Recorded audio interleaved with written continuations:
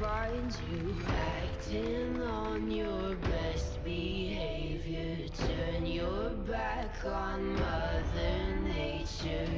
Everybody wants to rule the world.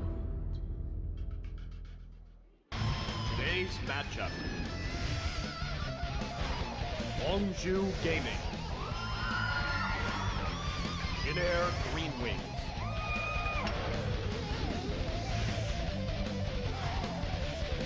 Samsung. EM Fire.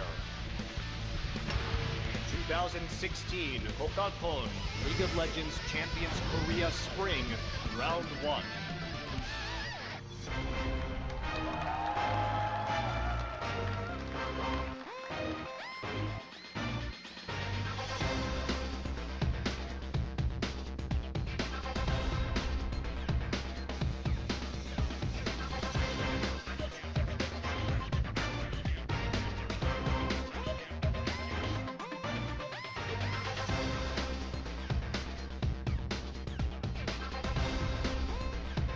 Hello and welcome to day 2 of Champions Spring here in Seoul, South Korea. I'm Monte Cristo. Joining me today is Papa Smithy as we get into a very exciting first match because it is the debut of the new Longzhu Gaming roster. No longer incredible miracle, but man, did they have quite a miracle in terms of roster overturn in that offseason. Going from where they were right at the bottom of the standings in relegation once again, year on year, to what? Maybe one of the favorites for this split. Yeah, and that's going to be the big question coming in tonight because how much has this team gelled? Do they have the synergy? We know on paper they have a very strong roster. Interestingly, we are not going to see Flame starting tonight. It will be Expression, which is a bit of a surprise. Absolutely. I mean, Flame comes in with, a wealth of history. He had a decent year out in LGD. Of course, didn't play all the games, but when he played, I mean, even the most recent time we saw him play in the back end of LGD's Worlds, he was certainly not the source of their struggles, but not going to be at least starting out tonight. It is a best of 3. They could sub him in, but all you Flame fans going to have to wait a little bit longer to see him back in the OGN booth. Yeah, that's right. And let's take a look at our league here on OGN. Again, about 300 million Korean won in total in the prize pool, so about $300,000. And it is a double round robin best of 3 between the 10 teams here in Champions. And we do have that gauntlet style of playoff, which is relevant considering how many best of 3s, how many games each team plays during the regular season. You really want to reward a high placing.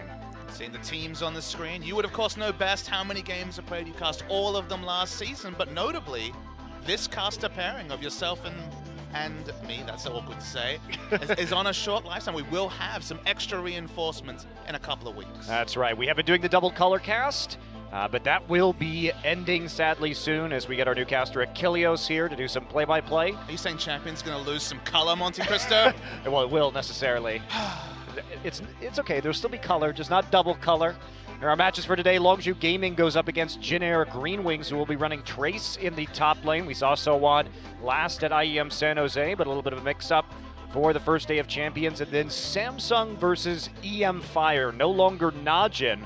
And Samsung seems like they may be on an upward trajectory with some very high solo queue players that have arisen in at least those solo queue ranks in the offseason. Juve in particular has always been an excellent solo queue player, but never quite taken to the next step like, of course, Smeb did so notably last year for KOO, now the Rocks Tigers. Well, we'll see them a little bit later, but first off, it will be Longzhu Gaming. Name does mean Dragon Balls. A 10-man roster, and then of course one of the Blaze old boys in Lust Boy in the support staff. So a lot of League of Legends players on this squad. That's right, and for our starting lineup today, it will be Expression, Chaser, Coco, and Captain Jack, with Pure at support. So of course Fury is banned from competitive play for the next month, and we are not going to see Flame at least in Game 1. So a bit interesting, the roster that they are going to be debuting, not what everyone thought they'd be coming out of the gate with. And we're all excited to see what does the top side of the map look like when it is Flame, Chaser, Coco, 3 carry-minded players. Expression can play carry champs. I expect them to move more into the tanks, be more of the passive laner, the farm laner in this scenario. Worth noting, of course, as well, Chaser against his old team, against Jin-Air. That's right, so perhaps a bit of revenge here. Some history between these two organizations, and there is Expression, long famed for his split pushing ways, perhaps to the point of disaster, some might say at times. He has been successful, just not so recently. On the other side of the arena will be the Jin Air Green Wings coming in tonight, and we have Winged, the man who replaced Chaser towards the end of the season, and Jin Air, fresh off their defeat at IEM San Jose, the very first loss in League of Legends history in a best-of-3 or a best-of-5 for a Korean team to a North American team in CLG. You'll notice, of course, that Trace is the starting top laner. Sowan, who did play at IEM, who did play in the Klespa Cup, won't be at least starting in Game 1. It means they have a bit more experience in the top side. Trace, the oldest players, I believe, actively playing in Champions. Kuzan, of course, he's got the big shoes to fill. No longer GBM on this lineup, now over in the NALCS on NRG. Kuzan, look, when we saw him, it looked like he could take strides to be a good mid laner in Champions, but he still has to show it over the course of a long season like Champions Spring. That's right, and Pilot there, you can see with the cheerful in front of him with that Ezreal, and you and I were talking, Papa, and this is a great meta for Pilot. It does feel like spellcasting AD carries, which is what Pilot is known for, are in the meta. We were talking to GBM during the offseason, and he said this would be the season for Pilot to take that step up. He was very young last season. He had to get used to the expectations of being the starting AD for Jin Air. And now this season is all about taking that next step to being one of the top ADs in Korea. That's right, and going up against Captain Jack, the man he split a lot of time with. That's so true. Two of these former Jin Air players now facing their former roster. So they have replaced Sowan, that rookie player, with someone a little bit more stable in Trace. We may see, interestingly enough, a very strong emphasis on Graves in this series, simply because Chaser has been spamming Graves in the jungle, and weirdly enough, Trace has been playing a lot of Graves in solo queue in top lane with teleport. It is crazy to think that Trace, a player where, you know, a new champion comes into the meta, if it's carry, you're like, that's not a Trace champion. That's why when Malphite was coming, like, that sounds like exactly a Trace champion. Graves top will be tanky, but it's still a carry-orientated top laner. And if it's something that Trace can add to his game to complement his excellent low econ style, that's a big boon for Jin Air. Yeah, and it wouldn't be the first time we've seen Trace innovate in that top lane. Famously, the top lane Morgana he was playing last year kind of echoed around the world. We saw a lot of imitators. He doesn't have a big champion pool, but when he finds something that he debuts, it typically does quite well. So I'm very intrigued to see how he can make it work, and if we are actually going to see that pick, or whether we're just going to see that banned. Of course, Chaser, you have to worry about his Nidalee, as always. Big-time carry jungler. It's a great meta for Chaser, with picks like Graves, Nidalee, and Kindred being a very high priority. See the bans come through. Trundle starts things off, which makes sense. I was surprised to see Trundle fall through picks and bans a couple of times yesterday. That ability to just take away flat armor and flat magic resist, specifically the flat armor, that moving Last Whisper that it can sometimes turn into between the Last Whisper and the Trundle pillar, makes it very powerful. It does. So bans coming through quickly. Lissandra and Ryze. Trace, of course, playing a lot of Lissandra in solo queue as well, and generally just a very strong pick. Kuzan also, in one of his games where he took over from GBM last year, had a very powerful Lissandra even when it was off meta, so a good flex pick for sure for Jin Air. And that is not going to be allowed, at least in game number 1, by Longzhu. Lots of thought here in the last ban of this series. Of course, we are on 524, so it will be the Gangplank. That leaves MF up, however. And that may be the first pick. We saw this from SK Telecom yesterday, just first picking Misfortune on the blue side. Misfortune, the thing you think about is, okay, she puts out a lot of damage, specifically her laning trades are very powerful, but she controls a lot of space. That's why when I was watching at home, just watching the space control of the ultimate, you can have a hyper carry, just, you know, sitting like a hyper carry mid laner, just sitting in the middle of the friendly bullet time and putting out damage, and no one can ever come and close the distance, just because you have to respect the zones of both the Make It Rain and the bullet time. Yeah, very true, and before she gets some of those nerfs that come through in 6-1, she is going to be that high priority selection, but without the Trundle, we'll have a little bit less zone control than we saw when SK Telecom ran it, and the Lulu gets through, and Lulu Alistar providing a lot of tankiness for Jin Air early. Alistar's also one of the few champions that can put on that ultimate and then just interrupt bullet time. He is unique as a champion with all his damage reduction on his ultimate to act as an interrupter. Just looking at the champions that have made it through this draft, a third round of Tahm Kench Now, Tahm Kench top was actually played to an excellent degree by Duke yesterday, so no guarantee it's a support pick. But there is that flex pick nature of Tahm Kench, at least on the current patch. From what I've seen so far, Tahm Kench is not really a champion that's going to be picked as a support at these days. It's almost exclusively played in the top lane. He's so tanky, he's so brutal. And Mundo would be a throwback for Trace, a champion we thought we'd see a lot more at the start of this season, but consistently fell through picks and bans despite his very big power as a major tank and the power of these tanks in general.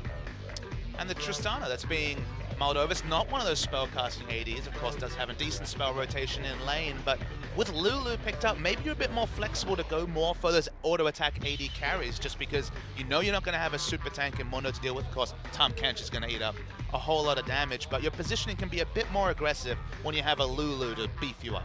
That's right. Well, no Corki yet in the mid lane. You have to assume that Longzhu is going to be going for another AD carry with this Tahm Kench pick because you have the versatility in who you save in that particular scenario.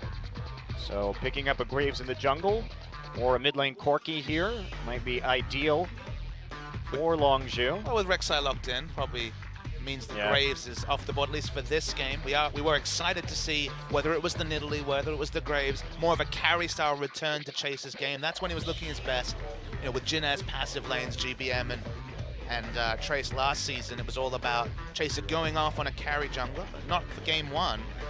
You are confirming your suspicions. It looks like a support will be taken, and it could certainly be Poppy, who now is also developing into a flex pick. And Poppy has been one of Pure's most played supports in solo queue, but that's not going to be it. It will be a Bard and a Lux blind pick in the mid lane. I did not expect to see the Lux blind, but maybe they've got the assumption it'll be that Lulu. So coming in, they revealed their hand early, and now Jin-Air has some decisions to make about their jungler. You can still jungle Mundo though, so that's not a guarantee. They have so much flex choice. They have Lulu as a flexible top mid laner. They've got Mundo who can flex into the jungle. They have so many options that picking Lux blind, I saw how hard it was for you to force those words out of your mouth the moments you were like, Lux blind picks, because that's something you never see. And it may be a mistake right here when that Mundo still can be jungled at the present time.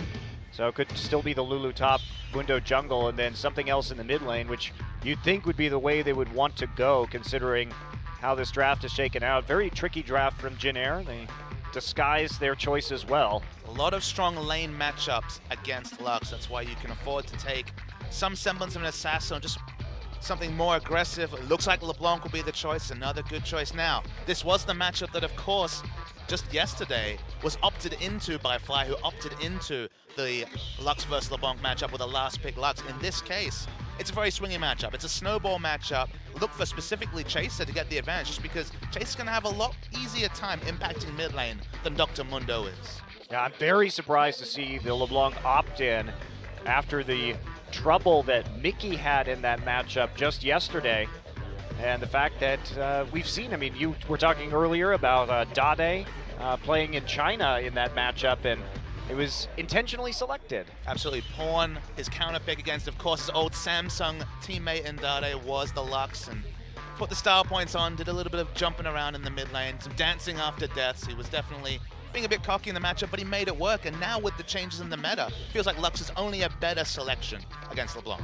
And a big part of that is the dominance of Thunderlord, because essentially you have a guaranteed Thunderlord proc if you hit your Q, because you Q auto passive proc, and then that means the Thunderlord's coming for the big trade. So wait, burst champions burst harder is what you're telling me. Shocking, I know. Well, that's exactly which one's a good laning tool as well. That's the biggest strength as we're loading into our first game. Expression on a tank, that makes sense, but Tahm Kench top, we saw Duke really pull it off. Of course, double globals also available with the Summoner spell and the ultimate. And we do have a lot of long-range backline damage with the Lux Misfortune combo. Certainly be played out well by Longzhu in some of these team fights. Well, let's get into game one, Longzhu versus Jin-Air. Mother Nature, everybody wants to lose.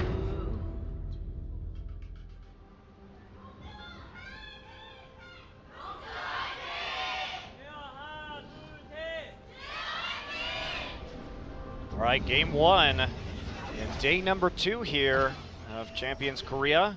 Spring, our first round robin, and Longju's much awaited debut. Isn't it fun, though, that the last time we saw what was then Incredible Miracle playing in Champion Summer, it was Frozen playing Lux. And now we start Champion Spring.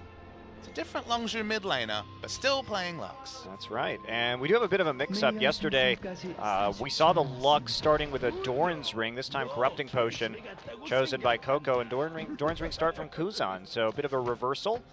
And we'll see how this matchup plays up in the second day that we've seen it, and it's been opted into both ways. So it looks like players having a bit different opinions on which is the more favorable side of this particular matchup. Just how this particular two teams come together in the late game is super interesting because you look down Longju's lineup, they're all about the sieging. They've got Lux and Misfortune who can put out zones under turrets, try to take those turrets down, potentially have Bard for disengage. You have Tahm Kench to stand at the front and distract. But in the late game, you're going to have Dr. Mundo potentially with multiple items running at you with the Whimsy to break up any sort of siege. So it feels like Jin-Air, look, they do have this weird early game power spike mid laner and late game power spike jungler, but if they can get Dr. Mundo time, it can be hard to siege against a Mundo that's never going to stop running in. Yeah, definitely very difficult. They have good engage and they have great protection. A lot of the late game for Jin-Air will be built around Pilot. And we do have a called lane swap. We also have the Bard ultimate, which can set up a bullet time Final Spark combo if used properly. So keep your eyes out for Pure, and there's some nice early trade damage. Pure on this Bard. Bard is one of the strongest champions with Thunderlords just because his auto attack and the meat nature procs it. So at level 1, if Bard walks up and auto attacks you, you're taking in the realm of 200 damage with just a Q and auto attack. Yeah, very strong. We start to see that more and more. Definitely why Bard is considered one of the top tier supports at the present point in time. And this is a very big bully lane right now. The power of 524 Misfortune, you are taking a lot of damage from auto trades. Double Thunderlords action in full display there. We don't have the keystones on the screen yet, but that's definitely what's been selected by both Misfortune and Bard. And we have, looks like going to be a passive lane. Chaser looking for an early gank, going to get behind Trace early on, force a flash, and there's the knockup, gets the eat. And that is Trace in the belly, and Trace is definitely dead. And they're trying to hand this one over to Expression. Not quite getting that last auto attack, and that means that Chaser is going to have to come in for the first blood. So playing forward, and Chaser with a nice gank in the lane swap situation. One of the words around the scene was that the synergy between Expression and Chaser was actually better than expected. It might be one of the reasons why they've elected to start Expression in this particular game. Everyone was waiting for Flame. We might have to wait a little bit longer. Well, again, it's all about that synergy for Longju. With so many high caliber players on their team, they have to find something that works for them and not drop too many games while they all get on the same page. And that's the thing, with so many moving pieces, when your whole lineup has basically been wholesale changed, if you have something that's working in scrims, like for example Expression and Chaser on the same page, maybe you won't mature into this lineup later in the season, but go for the low-risk approach where you are afforded to, and then later in the season build that synergy in a scrim environment. Yeah, I totally agree, especially when there are so many expectations on you. Sure, we have a lot of games here in Korea, and there is room for attempting to build that synergy in professional matches, but maybe you decide to do that against perhaps a less intimidating opponent than Jin-Air. Not that Jin-Air is expected to be a playoff caliber team, but perhaps you save that for EM Fire or some teams that look like more bottom of the table squads. Absolutely, and honestly it's a great thing for the Longju fans because IM's always had a great and vocal fan base, and now suddenly they find themselves in this very weird scenario where they go from perennial low-tier team to expected to at minimum make playoffs this season. See Trace here starting to get a big CS advantage, coming in with a range on that Lulu, so nice harassment. It's 2 levels ahead. Yeah. Despite dying. Yeah, very far ahead, so good zoning at the start of this game, and it's going to be tough for Tahm Kench. And I'm actually a bit surprised. Trace is a player who very rarely dies in lane, known for his conservative playstyle, hugging the turret, sacrificing CS to avoid giving up kills and play very defensively. But instead gives up first blood, not too common from this particular player. You can see that it was all about trying to create pressure in the bottom, and that's why he had that experience advantage, but gave in for it. And maybe that's, you know, one of his off-season tasks was to increase his lane pressure, because so consistently last season we saw players pick scaling matchups into Trace, knowing that he wouldn't be the sort of player to pressure you even if he was in a counter matchup where he had the advantage. Yeah. So Coco there, falling back, just waiting for the wave to come to him. Chaser is going to find Wing, both level 5. He's going to run into Chaser right now, get a little bit of a knock-up, and Chaser with a nice drop right there, deals a lot of damage to Wing and starts getting some counter-jungling done. Does proc his Raptor buff as he drops that ward, finds a pink ward in that brush, but effectively wastes the Raptor. Nice reflexes from Kuzan as he comes in and distorts upon seeing the binding. And Coco now sitting underneath this turret. We'll just clear that with an E. Watching Chaser just saunter around the mid lane. You know, the difficult matchups, especially in the early levels, going to struggle against Lulu's sweet harassment. As Che looks for a bit of engage, means that we expect a CS advantage, but the CS advantage has been completely taken away. Yeah, Pilot doing some work here, retreating. And Che continuing to take that big Bard harassment in lane. When it comes to laning matchups, Lulu advantage over Tahm-Kench, Misfortune advantage over Tristana. Right now, it's a line ball on both those lanes. So Expression actually making a big comeback based on CS from that early disadvantage. Starting to make it work for him. Has hit level 6, and so many globals here from Longzhu, the Rek'Sai, and of course 2 coming through from the Tahm-Kench. So a lot of map mobility, and that means that Jin Air is going to have to play very cautiously in the late game when it comes to contesting some of these objectives. Tough ask for such a new lineup to coordinate. Just think of the untapped potential of this Longzhu lineup when it comes to turret dives, with Tahm-Kench showing up, with the Bard ultimate disabling turrets. The skill ceiling of this team comp is immensely high, so for a new lineup to play this in their first ask in Champions, they're taking on a lot of risk and expectation just out of the gate. Yeah. And similar itemization in our mid lane matchup to what we saw yesterday, just rushing through to the Frost Queen's Claim. A very potent item, or it's going to receive some nerfs, looks like, in the next couple of patches. Not only 6-1, but further damage done to that. Thankfully, I'm a bit sick of it already. One day of competition, Bob Smithy. I already don't like Frost Queen's Claim. It's one of those items that really pushes certain strategies in and out of the meta, and it's not being adjusted to the point where it won't be used. Both the changes have been on the kind of more steady-handed approach, which is puzzling to me because Riot took so much time to remove vision from the game, and yet it will still act as effectively every 1 minute checking where the jungler's positioning is, or if you're susceptible at all in the mid lane. And given this is the pro level where you're going to have so much more complete information, the time when you actually use it will be dictated by what information you have from wards and from your teammates communicating to you, so you should be pretty safe with Frost Queen's Claim still in the meta. Yeah, I think at this point too, it's just about buffing up items that have fallen out of favor. I mean, we don't see that much Athenes anymore. No, not you at have all. You have to make some changes to those items to make Frost Queen's Claim come at a little bit higher price for the vision that it gives you. Have some different itemization paths available. Bard now looking here in the mid lane. Kuzan has picked up his blue buff and will be continuing to trade with Coco, courtesy of a Thunderlord's proc. Pure is wandering his way through the jungle, trying to clear out some wards. He has to be careful. He is Bard though, so terrain is always to his advantage. Very hard to lock down Bard even when he's in the enemy jungle. And just coming back to the itemization, it's a lot of indirect nerfs also. Fiends is objectively a weaker item. Morellonomicon, one of the biggest pluses of the item was Grievous Wounds, and of course that was changed during the off-season as well to only be selfish spells and selfish regeneration. So, and the introduction of CDR boots mean that CDR cap was achieved in different ways. Just lots of side changes have really pushed Frost Queen's Claim to the fore of AP itemization. Yeah, absolutely. And speaking of boots, once again, the swiftness craze is continuing on both top laners.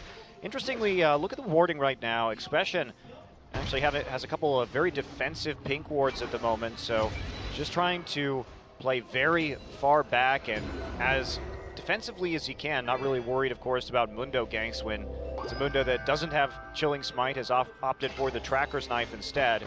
So primarily looking just to provide vision and farm, and the emphasis now, deep wards in the top side, so they want to start pushing with the Bard MF combo. and making some plays on that side of the map. Coco trying to go back, but Spooky Ghost spot him out. Another one of the reasons why Swifties is good is, of course, with the prevalence of slows both from champions like Trundle and the aforementioned Frost Queen's Claim. Slow resistance or slow reduction is actually very relevant in this meta. Certainly is. Coco still not having a chance to go back. Will use his ultimate to clear that wave and play some nice dancing, spinning music for himself, I guess. So we were promised shorter game times, Monte Cristo, and I watched that series yesterday, KT versus Freaka. Didn't find any shorter game times there. And did you watch the first one, Papa I Smithy? did, I did. But, and this series also looking like a longer one, 11 minutes, not much action to it. A lot of wave clear wars going on at this point. I agree with the Dragon deprioritization, but I think we will still have some trademark Champions games that push the 40-minute back. Yeah, well, I think given the sheer volume of games that we have, that'll probably be true, but I think as players get more accustomed to the 2016 meta, we may see some differences there, but it's still very early in this season. Xpression still taking quite a bit of harassment here, and Wing trying to control the crab at the bottom of the map. That's why it's so hard to predict the meta and what's going to be good, what's going to be contested. You know, we've talked about champions like Mundo that we're finally seeing today that was completely absent 2 days ago. Ezreal hasn't been picked or banned, despite Blue Ezreal being a phenom in other scenes. So, and often you ask these players why they don't play it, and it's just they haven't thought about it or they haven't considered it. Dive coming in. He is very low right now. Is going to tag Wing with his tongue, but an early use of the wild growth. Xpression trying to flash this one. He is not going to live through this. Trace picks up a kill, so Trace gets his revenge in the bottom lane. Xpression sticking around at a nice dive. There's a lot of vision down there to prevent that from happening, but Wing just finds a way through, and he's tanky enough to deal with it.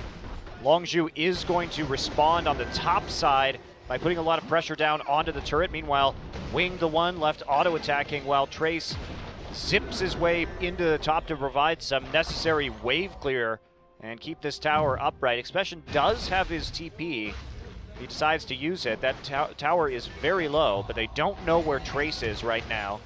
They will shortly.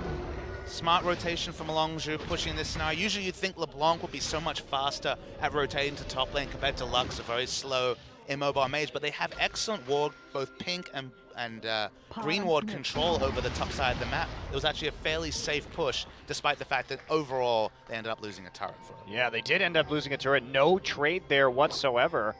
So Xpression decides not to use his TP. It was actually quite tricky by Trace to immediately recall and then try and head into the top side.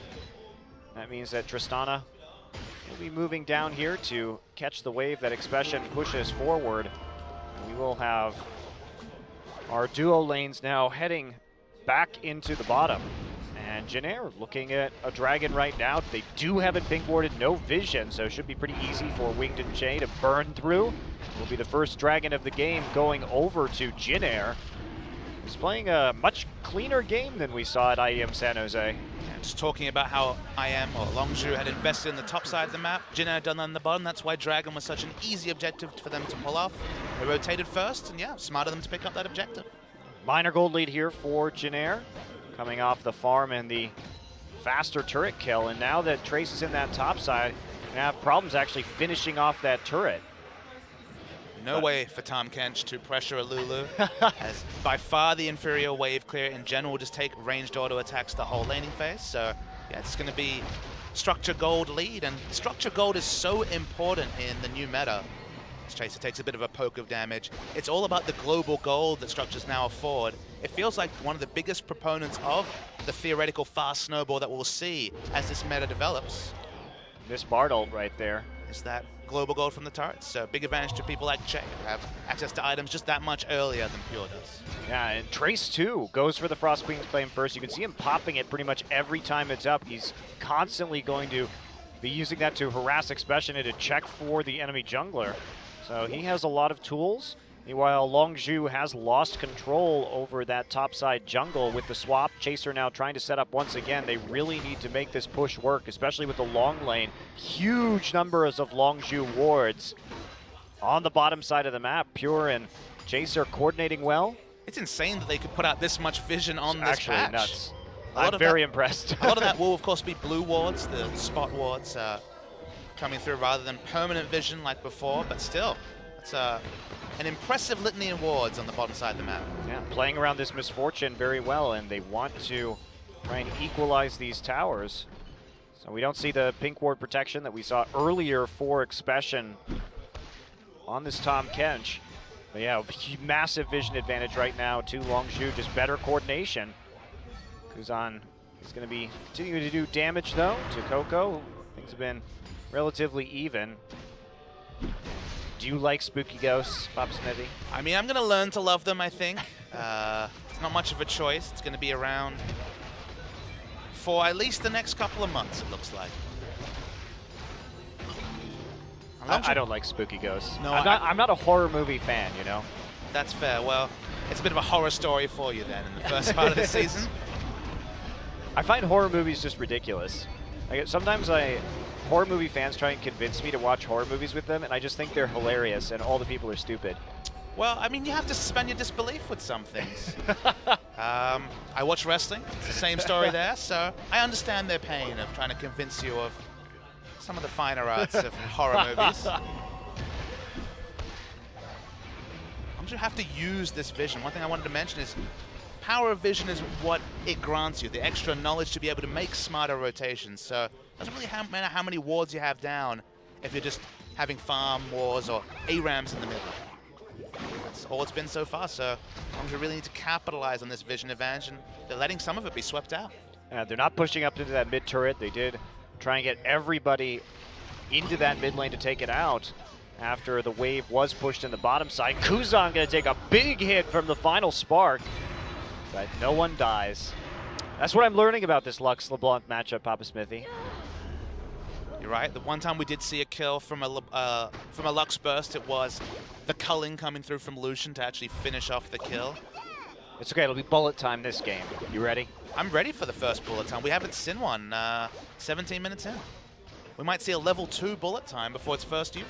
Final bullet time, the combo, the new combo.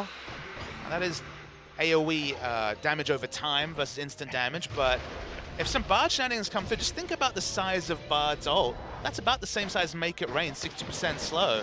We could see some Wombo to rival the Curse of the Sad bullet time. I would love to see that if Longzhu actually is capable of putting together such a feat.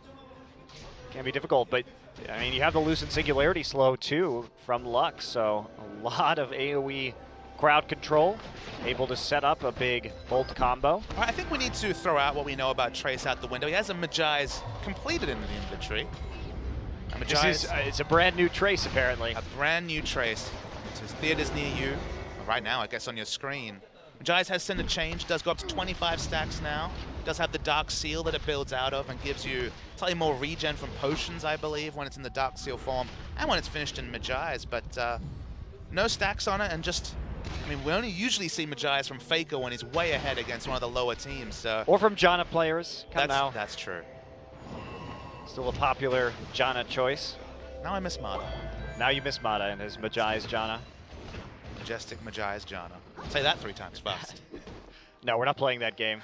We're playing League of Legends. Well, sort of. There's not really much happening at the moment. Playing Farm Wars. Farm Wars.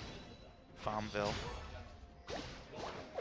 So interesting. Morello, Namicon, Coco coming second. So same build that we saw yesterday on this Lux. But Kuzan actually opting for a very fast Sonya's Hourglass. But that's going to be quite useful against Captain Jack later on. So I think if there are team fights early, that's going to prove very beneficial to avoiding the burst. Chaser now taking a couple of taps from the chains and wing to the mid lane, trying to clear out a pink ward. But there come the ghosts with a nice slow.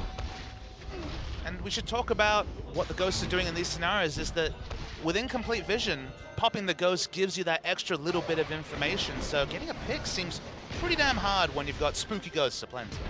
There we go. Che actually going to come through with a big pulverize. Uses that ultimate, going to knock Chaser back into the turret right now, but there's just no follow-up. Kuzan chunked down. Jack will take a hit in the combo from LeBlanc and get hit down to about 50% himself Meanwhile, Trace chased out of the top lane by this Tahm Kench, who's trying desperately to push this wave and finish off this tower, which is still pretty low HP. But Trace there with too many Glitter Lances. All of the Glitter Lances adorably coming through from the pool party Lulu. Specian doesn't seem to care though. Doesn't really take any damage already. He's got the Spirit Visage, so that makes sense. No problem. Second Dragon of the game, and we talked about the lower priority on Dragon, but it certainly didn't seem to matter yesterday in the KT matches when they got 5 Dragon stacks in both of their games. Captain Jack might be caught. Yeah, he is very far forward, going to dodge a cleaver. There's the Make It Rain, but he gets knocked into the wall. There's the rocket jump from Pilot, and the finisher, Kuzan, now trying to lock down Pure, and Pure will just explode. Kuzan on the roam.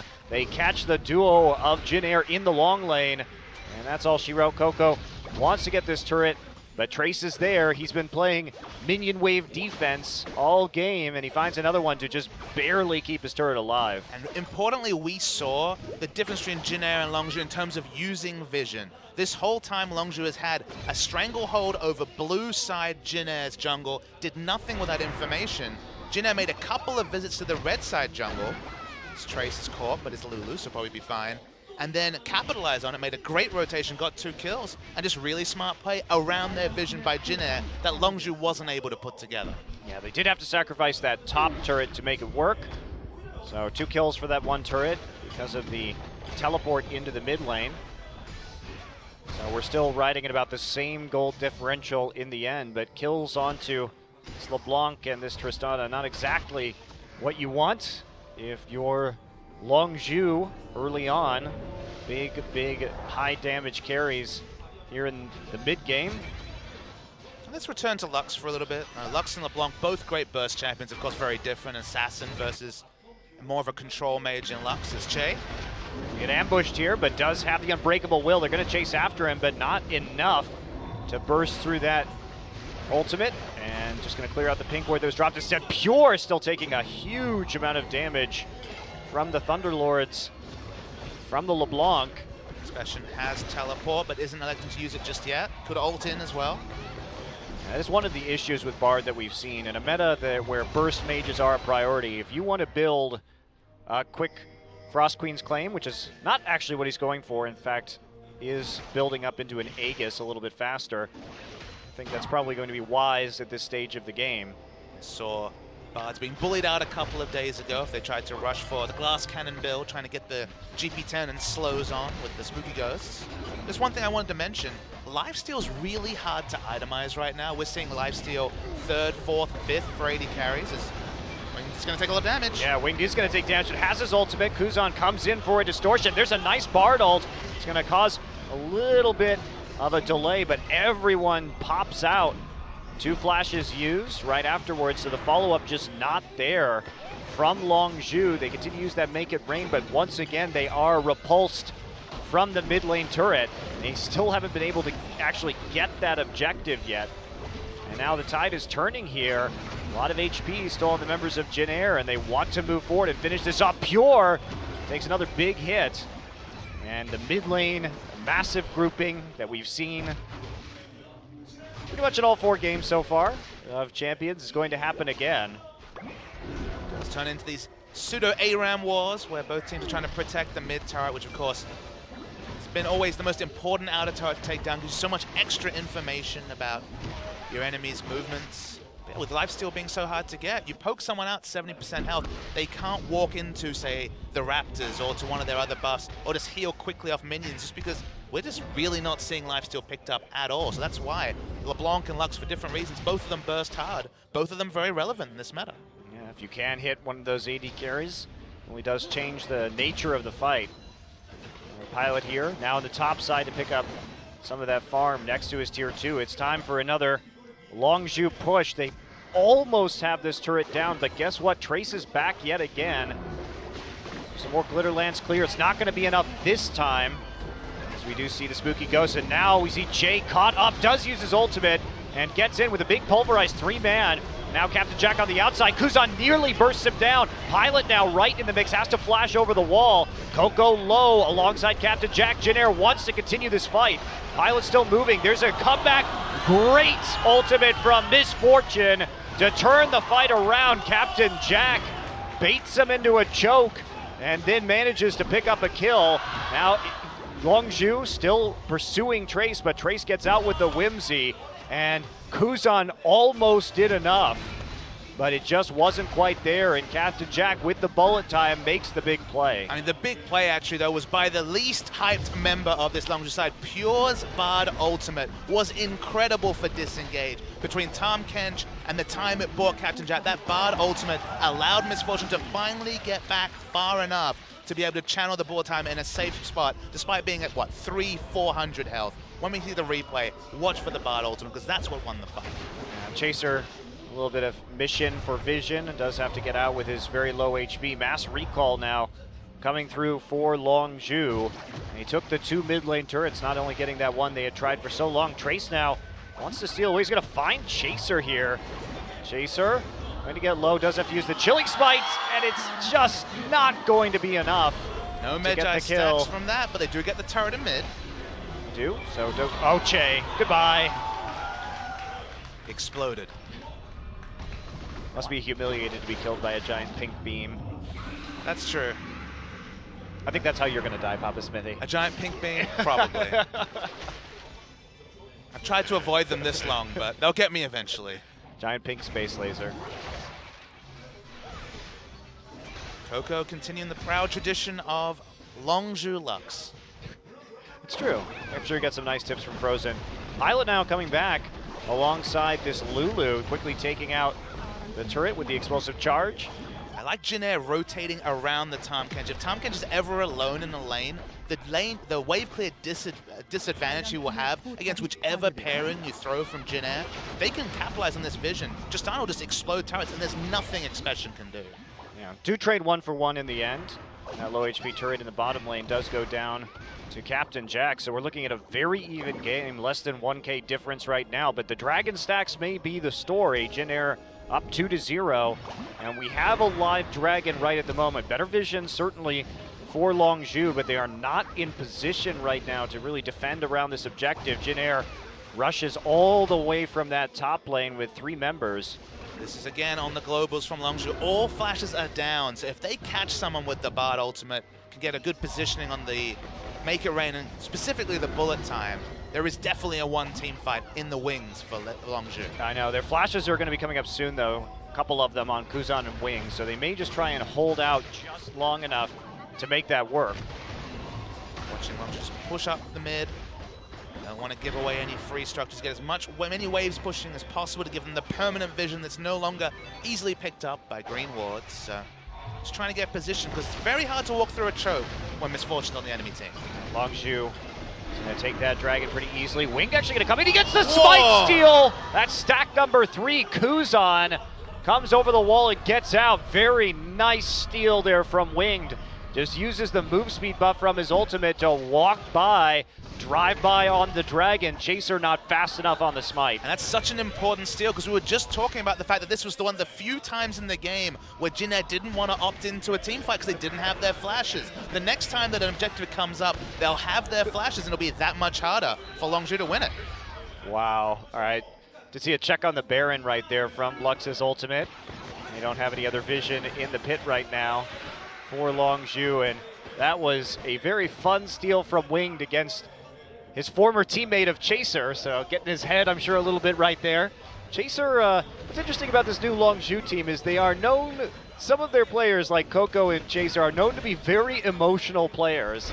You're going to see the replay. Just watch Wing pops the ultimate, slowed by the Spooky Ghost, doesn't even notice it, casually walks away. Such as Mundo. Steals when he pleases. Definitely does. Yeah, the meta layer of it being Wing stealing it from previous all-star hype jungler Chaser, all the sweeter. Yeah. Wow. Kuzan now just back in that top lane, and you have a big push coming in as Longzhu heads up mid. No turrets to get. Side tier 2 still available, and Winged will get tied up here, and here comes Bard. Winged going to have to pop his flashes to get out of that. Will get hit by the Bard ultimate. Will there be enough follow-up? And there will be nice binding at the end of the Bard ultimate. You're going to go ahead and eat this Mundo, shove him over the wall. Remember, oh! Not quite the width on that one, and remember, This is Dr. Mundo with Spirit Visage. The burst damage, he laughs it off. Actually was regenerating health in stasis, so that's an interesting interaction, but... That was a mistake there. Couldn't quite get winged over the wall where they could have had enough time to actually finish off that kill, and instead he remains with over half HP right now. Pilot here, it's a couple taps here onto Captain Jack. Potential flank coming through from Kuzan, but has to get rid of some spot vision. Has to be very careful of that. Oh, Pilot is going to get annihilated by the bullet time final spark combo. There it is. They get the catch with the Lux Q and finish off the kill. Pilot playing in front of his tanks, and that's a big mistake when it comes to defending this turret. They still have the Lulu for some more wave clear. It looks like this turret may go down on the next wave. Kuzan wants to make a play, but everyone's stacking on top of Captain Jack right now, and they're going to have to give up yet another turret. Feels like Pilot was positioned where Trace should be. He's the one that has the more reliable ranged wave clear. Instead, Pilot walked up and was punished for trying to wave clear himself. This is what happens when you have LeBlanc, a champion in the mid lane, who doesn't offer that much reliable wave clear. You needed Trace to pick up the slack, and he didn't do it. So we do see a long magical journey. At the end of the tunnel will be a lot of people heading back to base. So Winged here, trying to pull away from this red buff, handed over to Pilot as he respawns. And we should return to one of the most interesting purchases of this game. That's the Medjais from Trace. At the moment, 0 stacks, none whatsoever. And you think about what the flow-on effect is of picking up a Medjais. I can tell you, just from playing solo queue, you pick up a Medjais, suddenly you're that much more afraid of dying. Of course, in this case, shouldn't be, doesn't have any stacks. But it's interesting that the player that has the reliable wave clear, that probably does have to get into the riskier spots, has gone for a snowball item that makes you want to position more conservatively. Yeah, definitely a factor that enters your mind with that Medjais item. And something that can affect your play, to be sure. A little bit surprised we haven't just seen him sell it yet. Try and go for something that might be a little bit more reliable, but having a lot of faith in that particular purchase. And now Winged going to get licked a little bit. I don't know about licking Mundo. No, doesn't look particularly appetizing. They did spot that that Coco was out of position. That's why they tried to push and get a couple of auto attacks in with Tristana. So rotating around Coco is an ideal, but how often this game, barring when he's picking up blue buff, will Coco be away from his structures? Yeah. Probably not a whole lot. No, even with Death Cap especially, minion wave deletion is on the menu from Coco. Possibly player deletions too. We can see that combo erupt once again from Jack and Coco. Look at this Tristana build. This is not something that we've seen. Very weird. Phantom Dancer, not an item that we have seen yet really utilized by many AD carries. The Infinity Edge into the Rapid Fire Cannon, that's definitely standing, especially on 524 before there's a couple of tweaks between the Zeal items. Phantom Dancer you just don't really see at all. And you wonder what exactly contributes here, just because I guess you're taking 10% less damage from Tahm Kench in your face that you're auto-attacking, because otherwise you're not taking any reduced damage from a burst mage, from either, honestly, the burst of Captain Jack or from Coco, just because you won't be getting an auto attack in to get that 10% reduced damage from the Phantom Dancer passive. Oh, Pilot, and Pilot gonna live thanks to a timely wild growth as they try and get a long-range catch with the ult combo over the wall. Looked like there was a cleanse effect of some sort. That might be the Mikhails. We don't have the items on the screen right now, but just lives, as you mentioned. But the cooldown for those picks is very short. The moment that a Q hits from Lux, the follow-up damage is certainly there from Longzhu. The answer is Pilot has a QSS, so okay. Probably a smart grab at this point in the game to get out of those situations that he might find himself in, avoiding any further deaths like he had at his Tier 2. In the top side, Dragon is live once again, and this is going to be the focus of this game, it would seem. Winged wants to go for yet another steal. Jin Air here, and they know there aren't ultimates. Longzhu not in the greatest position right now to actually play around this. They don't have MF available, and we see it again. No, Chaser gets it this time, but Chase going to engage with a pulverize. Captain Jack killed nearly instantly, and we have, looks like Pilot actually not going to be able to get into this fight in the end. Jin Air still trying to pursue. Captain Jack still low, Winged with absolutely no damage onto him so far. Kuzan skirting the outside. Pilot wants to get in, and he's going to just get some autos in onto the tanks, but not a lot else as he is focused down. And Expression looks like he is just simply not going to make it. And there's no light at the end of that tunnel for him. But it was still a bit of daylight robbery from Longzhu because that whole fight they were kiting back towards Jin Air's base. They were lucky that they bought enough time for Bard to pick up the cooldown on Magical Journey.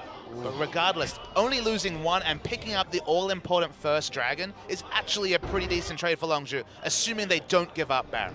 Yeah, that's going to be the kicker here. Expression has 36 seconds. He does have TP up, but there is going to have to be some sort of Baron play. Coco has his ultimate again. Yeah, Rek'Sai ultimate is going to make this a little more challenging to take. They need to force a fight at the very least, but Jin Air simply going to retreat.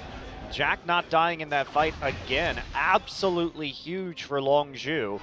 Had Jack gone down too, would have been a pretty easy cleanup on that particular team fight, and then a Baron right afterwards for Jin Air. It crucially had both the Locket shield and the Lux shield, and then got ate by the Tahm Kench, so just had just enough. He was literally on a sliver of health without dying, but that bought him enough time to open space. He could theoretically have channeled the bullet time if the fight had elongated, but Magical Journey came up again. They got out of the fight almost scot-free, and Tahm Kench really stacking the health, looking pretty damn tanky. Yeah, same thing with this Mundo though. And with a lot of burst damage from Longzhu, they may not actually be able to take him down. You can see he's up above 4k HP already, 4,300. Doing a lot of healing from that ultimate as well. 2 stacks now, good thing on the Magi's. Getting closer and closer to that cost efficiency. That's what I like to see. Do you enjoy cost efficiency, Papa Smithy? I do, but definitely a big offender right now, this Magi. It's been a bit of a head scratch. What did Trace expect this game to go that Magi seemed like the right buy? Just because it was very clear from the first 15 to 20 minutes that there wasn't going to be a lot of fight in this game. It's been mostly passive. You're seeing a lot of scrimmage, if you're seeing a lot of 2v2s, 3v3s, I don't mind the Magi's. Lose one of the best champions at picking up latent stacks next to like Ajana, as we mentioned earlier, but this hasn't been that kind of game. Certainly has not as of yet.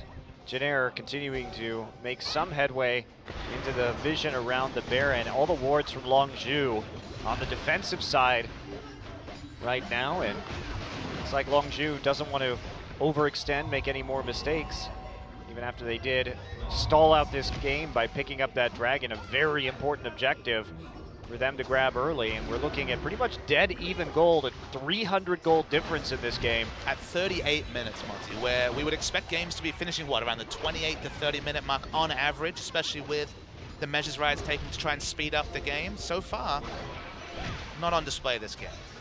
Well, you know, Papa Smithy, every time Riot tries to speed up the game, the Koreans will just slow it down, make it about objectives and low-risk play. Don't you just love it? But those objectives were supposed to be turrets, not dragons. Ruining the meta again. Thanks, Korean team. Thanks, Korea. What has Korea done for League of Legends lately anyway? Yeah, they didn't even win IEM San Jose. I know, I was there. Actually, you were there, sorry. I did see them win another tournament. You did? You were there for IEM Cologne. I miss Ever when I watch games like this one, Krista. Why Jin Air and EM Fire, if not Ever? Chaser is going to take a little bit of damage here from the explosive charge, but he's getting damn tanky himself. And now Jin Air going to find an opening here, but Pilot used his explosive charge, so he's actually not going to be able to do as much damage to that turret as he could have. Minute 30 until the next dragon. Oh, Kuzan caught out. Oh, nope. Not quite the burst damage coming. There's actually a 2-turret advantage in the bottom lane, so this is one of the few times actually we've seen in competitive games that the minion waves are actually pushing stronger on the Longzhu side compared to others, as Winged. Gonna get caught out, but he's still so tanky, and he's gonna get eaten and has to flash over the wall. Che will take the Bard ultimate, but that's not the greatest, considering he doesn't have to even use his ults. Can we just be to clear retreat. that Mundo just tanked 5 people's damage? This is why I'm surprised we haven't seen more Mundo, Papa Smithy. He's full health, by the way, in case you wondered. Yeah, you know, back to full health, why not? He's going to back for some reason. I guess he wants to buy another Giant's belt. Clearly needs more HP. Has the randoms. Nope, he is actually going to be building Thornmail. In my head, the first thing I thought of was Guardian Angel, which would be even more troll, but it is going to be a Thornmail. It's definitely going to be a Thornmail. We have the wild growth, a lot of shields too for the Mundo, fortunately. This is the sort of game where after it's done, whatever the result, I actually want to compare damage dealt to between a free farm top lane Tahm Kench and the Mundo, just because I think it might be interesting. You definitely see a lot of damage coming out of Tahm Kench, but Mundo, the consistent damage has always been there. That's right, so Wing now, Scuttle grabbing his way to success. 10 seconds before this dragon is going to spawn, so a nice objective taken there. Trace on the run into the enemy jungle, actually. Expression going to try and track him down. Chaser and the rest of the crew now collapsing. Trace is going straight back into the enemy base, and this is going to be a TP. Nope, not out. Chaser is going to stop it, but guess what? Trace is giving the runaround to IM, or Longzhu rather, and now they're going to try and stop Chaser from ulting over to this Baron attempt that they're trying to take right now. It's getting low, about 4,000 HP. Che now going to be zoned out, has to use his ultimate. He's inside Expression, and Jin Air has to call it off. Nice Bard ultimate, though. That's going to be the laser. Can they finally kill Winged? They're going to get Che with a little bit of help from the Baron, but Winged remains alive for the moment. Somehow Trace got out of the base, and now Longzhu, it's their time to go after this Baron. Can they secure it? Definitely a risky call from Jin Air. Made a lot of sense, though, especially with Chaser following him around. They didn't have the damage to finish it. Longzhu trying to finish it themselves. I don't know, Kuzan's going to try and get in there. Captain Jack takes a hit, but they're going to get the Baron, and that'll be Chaser securing the objective. No flash from this Mundo to try for another steal. Winged coming up short, and at 41 minutes, we have our first Baron of the game on Longzhu after a botched attempt from Jin Air. I like what Jin Air tried, specifically with Chaser being the one that was actually chasing down the Lulu. I thought there might be time, but they just didn't have the damage to finish the Baron at 42 minutes. And they're going to take 2 objectives to punish them. Yeah, nicely done. So not even a counter dragon right there to put Jin Air on the doorstep to number 5. They simply stand around the Baron and watch as it dies. Coco clearing out a wave before recalling, and we do have a huge wave built up in the top side that will be taken out by Expression. And this is where Jin Air's comp will definitely start to come apart at the seams. When Baron is picked up, suddenly Lulu's Glitterlance isn't really a reliable way to clear waves. LeBlanc, double AP in general on a Mundo, the magic damage is going to struggle to clear waves, and this might finally be the base being broken by Longzhu. They must use this Baron to really open up a inhibitor advantage. Yeah, Pilot too has to get those multiple auto attacks in to actually efficiently clear out the waves, and if he does that, he's going to be a sitting duck for the big damage coming through from Captain Jack and Coco. So smooth transition, Expression riding that wave with Coco all the way back into the top side for the final tier 2 turret possessed by the Jin Air Green Wings. Jin Air were rotating around Expression's lack of wave clear. They were looking great. This game was so close, but one Baron force and suddenly base is broken. There it is. First inhibitor turret goes down at the same time. Longzhu will not be stopping there. Continue their methodical push. What we can see. Pilot actually going to get hit and into a Bard ultimate. Here comes Chaser. Is there going to be enough follow-up? No, there's not. Wing going to go right into it. Kuzan takes a big chunk right away. Pilot here trying to get as much damage as he can, but he's going to barely miss the laser. Pilot going to knock Chaser right out of the fight and try and get back to Fountain. But the inhibitor is going to fall. They pick up a kill on Che in the midst of all that, and they're going to go for the win right now. Working on these turrets. Winged just absolutely unkillable. He's not going to die here either as he sprints back to Fountain. But that'll be Pilot falling to Captain Jack, and that's going to be the end of this game. Longzhu on a Baron push off of a mistake from Jin Air is going to take a very close game 1. GG. To call this game methodical would be an understatement. You couldn't pick a victory or a winner 5-6 minutes ago, but putting all in on trying to just rush down that Baron while Longzhu were trying to chase down the Lulu. They got punished for it. The Baron was picked up, and the game ended soon after. Well, that could be a bit of trouble, especially when Chaser does have that Rek'Sai ultimate to reposition on the map and try and make things work. So a little bit of an overinvestment there from Jin Air, but all in all, a much better performance from them, a much more measured and poised performance than we saw at IEM San Jose. I mean, we were honestly considering Jin Air on a similar tier to EM Fire, who just from their lineup on paper, we're not expecting many things from. Jin Air looked organized. They played around Expression. They played around the lack of wave clear until the Baron buff. Double AP wave clear just couldn't do anything, and the push was good from Longzhu. Yeah, longest game of the season so far, 44 minutes, only 12 kills. There's Lustboy coming back to coach Longzhu and his former teammates Flame and Captain Jack after his stint as a support player on TSM for the last over a year. Year and a half there. Expression played fine, but will we actually see Flame in the booth for game 2 now that they've already got a victory?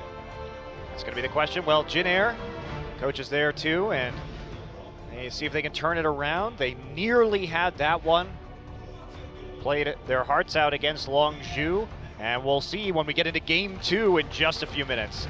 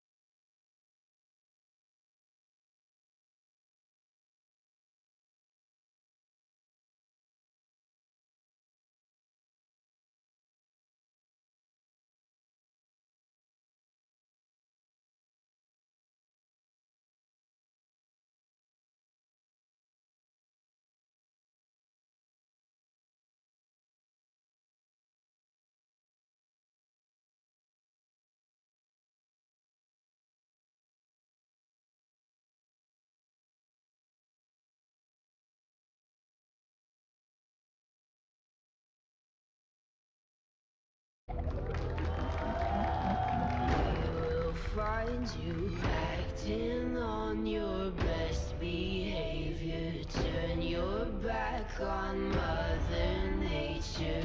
Everybody wants to rule the world.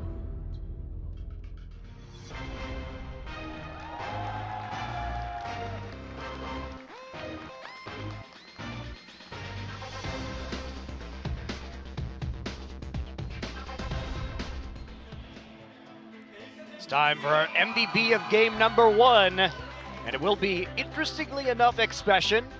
I don't know about that one, Papa Smithy. I know that we had an idea that it might be Pure picking it up for his excellent Bard ult. It's very hard to hit that skill, but Expression, look, his job, honestly, was to keep the MVP alive, and that MVP, for most of the game, at least by the enemy focus fire, was Misfortune.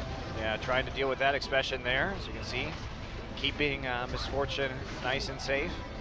This was an excellent fight. The Bard ultimate to stop 3 people coming in was the big MVP there. It allowed Captain Jack to open up enough space to ult in a fight that really turned the momentum of this game. Well, and we can talk a lot about, of course, Expression's play and Pure's play here. You see Captain Jack, he's going to be, oh my, Locket? so close to dying. There's the Locket, there's the Lux Shield, and there's Expression with another clutch devour. Well, but really, a lot of this game was Pilot standing in the front line for an unfortunate amount of the time. And that caused, of course, that last team fight that we saw to go quite poorly, and some other key defenses, Expression here, finally dying. It's fun killing Mundos and Tahm Kenches. Out here eating a Bard ultimate. And gets a Lulu shield. It's a nice engage. You see Expression once again carrying Captain Jack to a great position for his bullet time and a nice turnaround with the ultimate.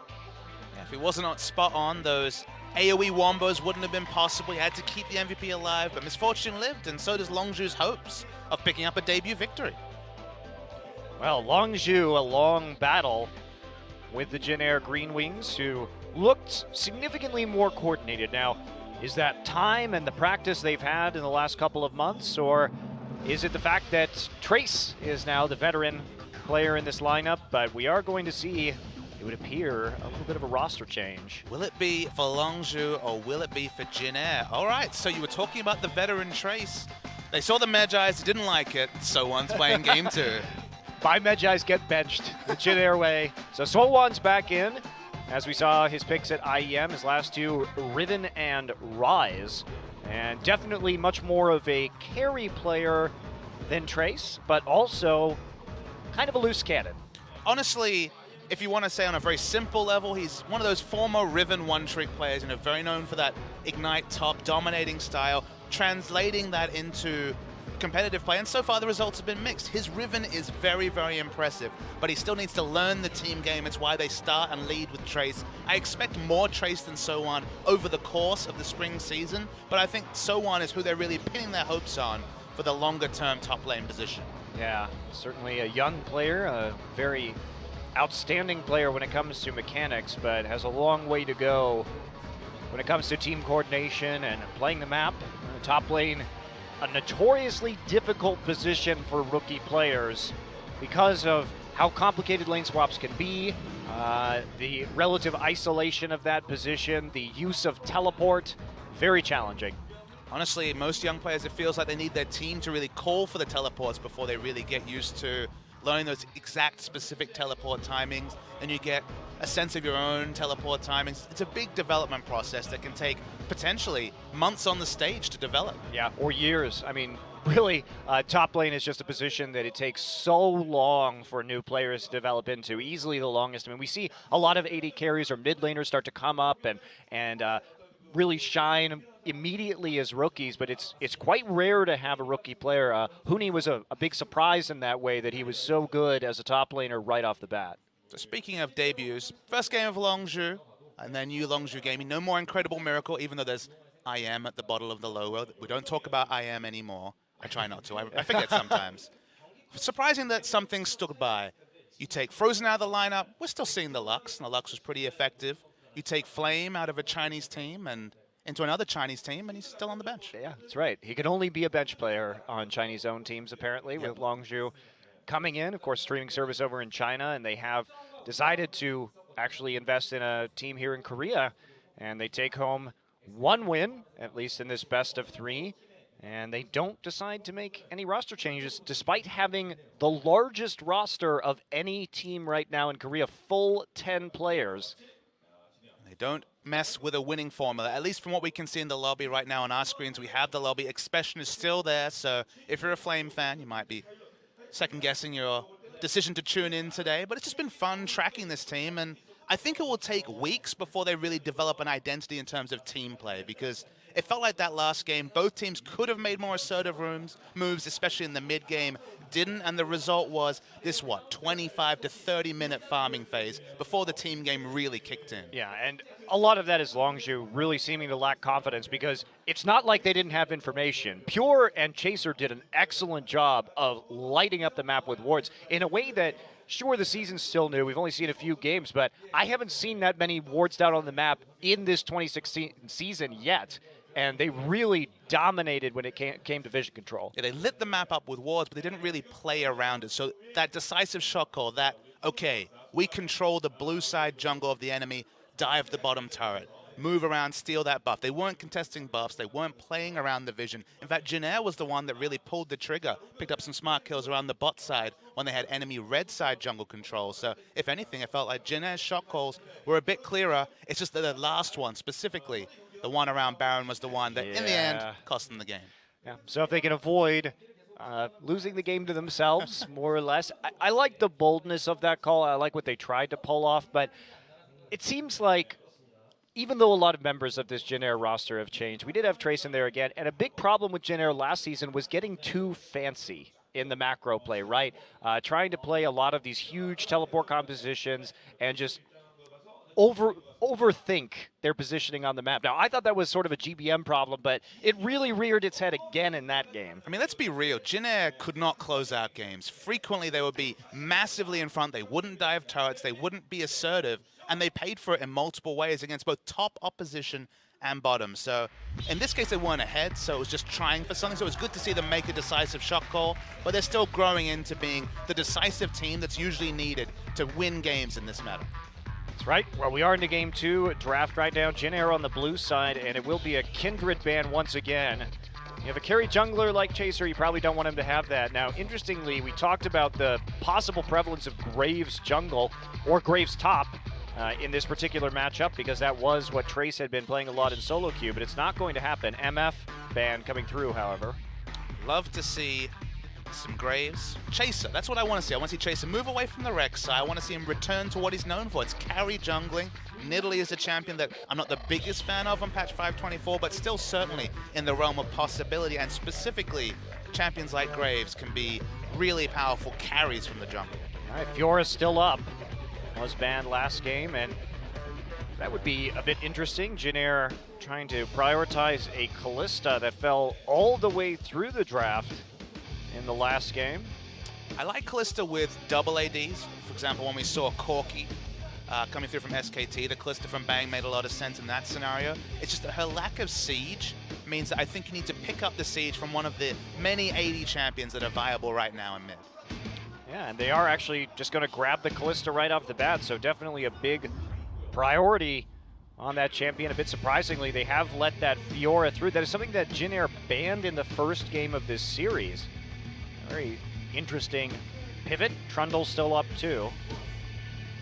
A powerful pick. Misfortune was one of the bans this game, but true AD carries, so excluding Kindred, all are available right now. Maybe we'll finally see that Ezreal we've spoken so much about. Yeah, Lissandra could be the takeaway here. Sandra Lucian would be a decent 2 picks coming through. Yeah, lots of choices, to be sure. So, waiting on this one, but Lissandra does seem overwhelmingly likely, considering Longzhu did ban it out last game, and it is a big flex pick here for Jin Air. And Lissandra Trundle. These were 2 Longzhu bans last game, so clearly putting a premium on these picks in the draft phase. Coming back to IM Katowice, whatever was able to do on the red side was one of the highlights of that tournament for me. Was Flex City. It was all about 3 or 4 flex picks, and in this first rotation we already have 2 flex picks, 2 true flex picks picked up already. Yeah, just because we mostly see Trundle in support does not mean Trundle cannot be played top right now. He absolutely can be in certain matchups. Can be advantageous, but that means that the Fiora does fall to the second round of the draft and might indicate the pick here from Solon, a player I would say more likely than Trace to play that Fiora. Certainly a powerful carry, more in his style. And Fiora is one of those carry tops that, and to some degree, it's kind of an accurate statement to say that tanks are back in the game. Specifically, top lane tanks have been making their way back in, so that's forced out some of those top lane carries. But Fiora's percentage maximum HP true damage from her passive, and just the fact that she outscales almost every top lane matchup means that she's still relevant as this top lane carry. Well, we are going to see the Rek'Sai here, unfortunately, Papa Smithy. I want something else, but to be fair, it is smartest right now for Longzhu to take jungle AD carry because that means they can still flex any of their picks to any position effectively. We don't know what their mid is. We don't know necessarily that the Corki could be mid. The Trundle could be top or support. We really have no idea. Remember, Samsung did play top lane Rek'Sai. Okay. It's not going to be a It's top not lane going to be. Rek'Sai. It's not going to be a top lane Rek'Sai this game, but in order to keep them in the dark, we won't have a fancy jungle pick from Chaser, which definitely a letdown. Looking forward to seeing some fun Jungle Graves games myself. You know this, Monte Cristo. It's a long season. We got time. There will be jungle carrying from Chaser. Bet on it. But I wanted it now, damn it. Okay, so blind pick mid it will have to be for Kuzan. Contemplating the Victor, could easily take something like a LeBlanc, but I think that ranged wave clear is going to be super important. They need some form of wave clear in the early game when you already have the Kalista and the Fiora on your side, so smart pick. He has to even consider blind picking Cleanse or a very defensive summoner spell just because he might have opted into mid laning against what was already on the board, which is Lissandra Rek'Sai. The moment that Lissandra starts with the ultimate, you're being locked down for days and burst down if you're Victor. Not the best matchup, but they're even thinking about a Coco special as a last pick. That's right. We call him the Korean Sniper for a reason. An incredible Jace player, as many of you know from watching him on CJ Entis last season. And the Corki Jace combination is going to be quite potent when it comes to Siege, and that's what it's going to be. I love it. Great draft. Have the Trundle for some zone next to turrets. And you have great disengage with Lissandra, a couple forms of crowd control. I really like Longzhu's draft. The Siege, when you're talking about putting down a Trundle pillar next to a turret, there's so much room that you can't move into. Suddenly, hitting those shock blasts is going to be a piece of cake. The rockets and shock blasts raining down with the Trundle and potentially the Lissandra to control zones means this is a fearsome Siege comp, and I feel like Siege is the way to win on patch 524. Yeah, it is a major part, and with the relative lack of wave clear outside of Victor, could be problematic depending on where Victor is on the map. Where if Victor is dead, there's basically no way for Jin Air to defend turrets. So if they're going to win this game, they're going to have to win with a 4-1 split and hope that Fiora becomes that unstoppable late game split pusher. We saw KT do it yesterday. It's certainly a possibility. Look for rotations from Expression to come lock down. He'll be in the top lane, but still, Kuzan is definitely the MVP. Take him down, the wave clear is gone, and if it's 15 to 25 minutes into the game, those turrets are going to be raining down. Yeah, very exciting stuff. So, a bit of a return to what we saw CJ do last season when they play around Coco's Jace pick. He's certainly one of the best Jace players ever. So, I always love seeing him on this pick. He's one of the few players that I really enjoy on it. Of course, Pawn, another one, but Jace from Coco, definitely a treat. So we'll see how it goes this game. New team, new teammates as we head into game 2. Longzhu Gaming versus the Jin Air Green Wings. Mother Nature, everybody wants to lose.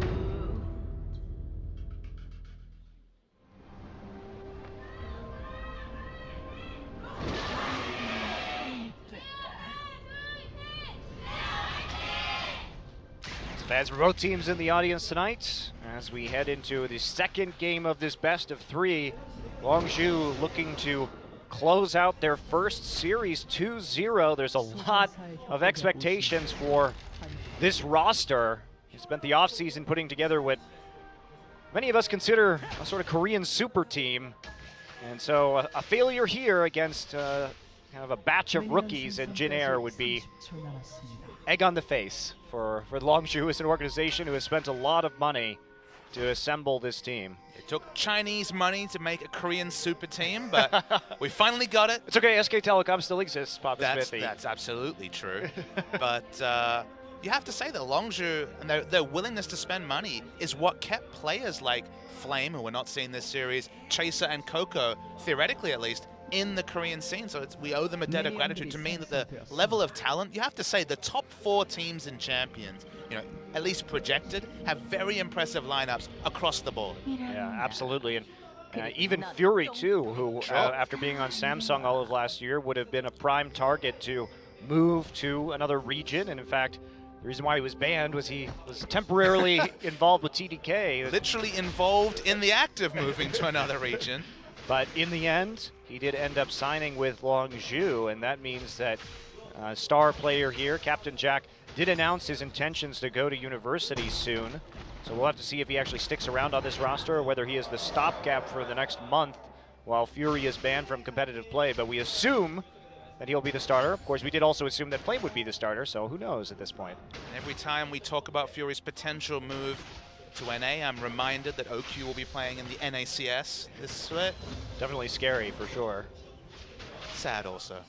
I miss OQ already. Well, maybe he'll be in the NALCS, Papa Smithy. Who the knows? OQ moments will never end. Whether he's in the NALCS, the LCK, wherever he is, there will be OQ moments. He wouldn't be OQ without the OQ moments, but certainly one of the most fantastically gifted AD carries when it comes to mechanics. Did you realize his parting shot to Champions was trying to turret dive a Malphite as Ashe? That was really sad, honestly. But it's accurate also. Accurate also. Trace made short work of him during that turret dive. Just simply ulting him with that Malphite. So, we do see here some very misleading statistics. Pilot has definitely played more than one Kalista game. That is not true, so. He's just a winner at Kalista. Can't you just deal? It's on the screen, Monty. OGN approved. Well, look up that stat. I really like the team comps coming through because we focused on Longzhu and their amazing siege comp, put down the Trundle Pillar, walk up to a turret, rain it down with both magic damage and physical damage poke between Corki and Jace respectively. But let's talk a bit about Jin Air. The one thing that we were confirmed yesterday, we saw this Lissandra versus Fiora matchup. There is real outscale potential for the Fiora. So the 4-1, if they can keep Kuzan alive to wave clear, if this game is fairly even 25-30 minutes in, there's really not much answer from Longzhu to deal with the Fiora split push. Yeah, Fiora, an absolute monster in that scenario. Something that not many teams are efficiently able to deal with in a late game situation. Let's take a look at the laning back here in the top side. No moves yet from either of our junglers onto the lanes, simply farming up for the time being. Wing now looks to get in for a lane gank here as the wave reverses and pushes back towards Jin Air's top side. Still a pretty low percentage gank unless they really lay down some damage. You do have the Trundle Pillar for just disengage, and Captain Jack, if he sees that cocoon flying at him, easily able to get out with a Valk. So playing pretty far back right now. Longzhu is refusing to get aggressive, and that's going to be a lot of wasted time for Wing. Meanwhile, Chaser continues to power through his jungle. Our farming Chaser. Not on the champion we'd expect. It's not the Nidalee this time, but it's farming up his Rek'Sai. Chilling Smites for both junglers. We've seen a good amount of Tracker's Knife and Chilling Smite. Not a lot of Skirmisher Sabers so far in Korea. See it in solo queue, but for now, Tracker's Knife makes a lot of sense when it comes to competitive play. Trying to get vision, specifically in champions that weren't going to pick up the Sightstone. Of course, Rek'Sai will itemize into that at some point, but when you're talking about the Kindreds that we saw yesterday, or the Nidalees that we will see at some point this season, Tracker's Knife, certainly a good option. Definitely. So on here, falling behind early, of course. Lissandra is going to have an early advantage. Chaser's going to find Winged right here, and he's going to find a pink ward, dodges out of the cocoon, and doesn't trade particularly well. Might just try and create pressure to get rid of the pink ward. And that is what he's going to get, especially with Jace pushed up. And here comes Coco. He's going to hammer Winged. Oh, Coco, there's the flash, and you've got nowhere to go, Winged. Crush the spider. Hit it with a hammer. Doesn't need to be much of a sniper when he's just waiting for the face check, but waiting in the wings, much like Chaser was his teammate Coco, and they're not done. They're not. Chaser just going to simply take a turret shot right here to delay the recall. Sowon is level 5, Expression's level 6, and you are about to get entombed, my friend. Welcome to competitive play. That's right. Welcome to competitive play. Sowon here under the turret. Expression going to ult himself. Chaser has a tunnel ready. Not going to take any more turret shots. Kuzan here will get some damage on the turret and some denial, but that's 2 kills for Coco early on. 2 kills for Coco on this Jace means very scary things for Jin when it comes to powering up this siege, because he's going to be able to skip pretty quickly up the item tree. And once he hits that power spike combined with Captain Jack's Trinity Force, it is going to be very difficult for Jin to stop, and they only trade about a third damage on the turret for it. Interested to see what he's turning this initial AD purchase into. It could be either the defensive choice in the more Malmortius or the Ghostblade, which would be the more offensive choice. Probably will end up with both items at some point this game, but always nice to see whether players are looking for that more aggressive choice. Is looking for the safer choice in competitive play. Is against effectively double AP with a jungle Elise. Does make sense. Play conservatively right now, take that lead and start running with it. Coco here being very deceptive, but man, getting into that jungle, he really just completely outplayed. And Winged making some pathing mistakes right there. You back off after losing that pink ward. You don't see that mid laner. You have to be very concerned, especially since Coco has a very quick recall time into lane because he did opt for a teleport. And Chaser had already revealed himself. He was already waiting in one bush. The mid lane is missing, theoretically backing up his jungler, and the result was academic for Coco. Yeah, Chaser, you could see one of the reasons why we really consider him the top jungler here in Korea, if not the very best, is because of his pathing and his intelligence on the map. And you can see how well he can chain these plays together, calling other players from his team over in order to make these plays. And it's resulting in a lot of pressure from Coco now with that blue buff and able to stack up that tier quite quickly. Sowon is in a world of trouble right now. There's the ult from Lissandra. Pure there, just a block off Wing. They want more than one. Sowon on the run. Eventually he's going to fall. Expression picks up the kill. And that's going to be his first as he builds into that Rod of Ages. Sowon caught out and alone, falling behind in CS still. And we mentioned the wing condition in the late game, and that's an eventual, that's with items, with levels, and of course, that timer is being reset and delayed further and further every successful gank that delays Sowon from those core items that will inevitably lead to him having the 1v1 advantage against Lissandra. If it's at 25, 28 minutes and they're 10k gold behind, though, it's not as much of a factor. Yeah, this is great shot calling, though. That's who you want to focus right now if you have that opportunity. Take advantage of the Lissandra power spike at 6 and make the most of it to delay this Fiora's growth. It's just going to buy you more time to siege without worrying about a major split push from Fiora. What a depressing item set. Double Ruby Crystal. Obviously will eventually lead into a Black Cleaver, but certainly not the order of items that he's looking for, and just necessary or necessitated into it with the bad back timings. Yeah, Coco, is he hitting hard here onto Kuzan. Has quite a bit of cash to spend at the moment, but trying to make the most of his blue buff. Kuzan now heads back, will grab a blue buff of his own, and Coco remains in the mid lane. Unperturbed. Unperturbed, assiduously killing minions. Look at us and our big words. I'm good at that, Papa Smithy. Some call me Sesko the Dalian. Do they, though? They do. Take your word for it. That eloquency factor will go down. I could have just made that word up. Nobody knows. It's fair. I got no idea. I'm nodding my head. I'm like, that's a word Monty would say. It's probably real. We should never play Scrabble. I'd challenge you every other word and lose horribly. Sounds like we should play Scrabble. Yeah, maybe the money matches are off. The money matches, no Scrabble betting. No Scrabble betting. No betting in Korea. Well, I guess we can bet, but probably not at home either. That's actually true about betting. If you guys didn't know, Koreans can't gamble in casinos here, but if you are not Korean, you can. You have to establish your non-Korean residency status, but yeah, that's the only way. So they accept our money, but and I guess to some degree our custom, but not for the locals. Pretty funny stuff. Well, Jin here around the top side, but really vision dominance once again established by Chaser and Pure. There is a pink ward here for Sowon to try and keep him safe, but that's going to be rapidly cleared out as he is put in the dark once again by Chaser, who has cleared that pink ward out quite a few times this game. And that just causes Sowon to fall back. He's very scared. He doesn't see Jace on the map right now. And that means that's going to be a dead turret. Chaser putting on the pressure with Expression. Coco now back in the lane to catch the last few minions on this wave. And there's the first turret of the game easily going over to Longzhu. These aren't words I expected to say, but this has been a Chaser Rek'Sai masterclass in terms of the pressure around. Great. And it's the lane that he needed to be at.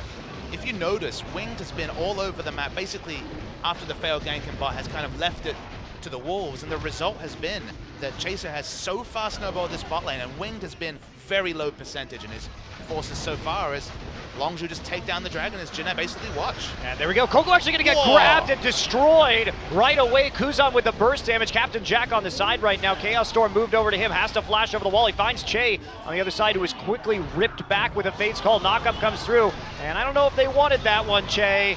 I don't know if you wanted to push that button. You did not want to push that button with the Lissandra ultimate still available. So they trade 1 for 1 on what could have been quite easily a 1 for none. But there's enough wave clear here. It doesn't look like Jin Air going to get much out of this as the Phosphorus Bomb falls and quickly clears out that situation. Sloppy fight from Longzhu and a great hook by Che to start things off. An eventual 1 for 1, even though it was the nice pick from Che. But the dragon, crucially, swings this towards Longzhu, and that just means that the poke's going to get harder with that extra 6% stats. Yeah, it definitely will, given a long enough timeline. Flash hook there, nice.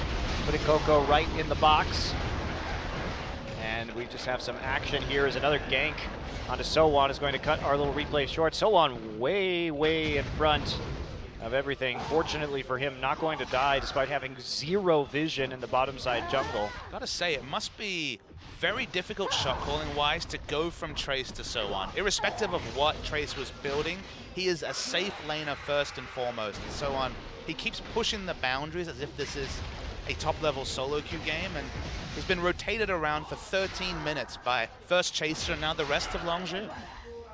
Well, we see really too why Rek'Sai has been prioritized for Chaser. Truly great Rek'Sai players like Chaser and Bengi use the vision of the passive to do just wonderful things in terms of their pathing and outsmarting the opponent. The amount of information that it gives you as a top-tier jungler is pretty much second to none. Well, let's extend that information word. What, of course, has been targeted the most in the preseason has been the removal of information, the removal of green wards, just in general, the sparing nature that you have to ward. It's one of those situations where, as a support, you have to use your wards so judiciously because you have less Insight Stone, you don't have green wards. The fact that you have those tremor sensors gives you so much more information, what's opened up the early play from Longzhu. So the information that's gone from green wards seems to be replaced in the choice of Rek'Sai, and maybe that will cause a champion who's otherwise unchanged to rise up the priority rankings. Yeah, definitely still one of the top junglers, in spite of how much damage some of these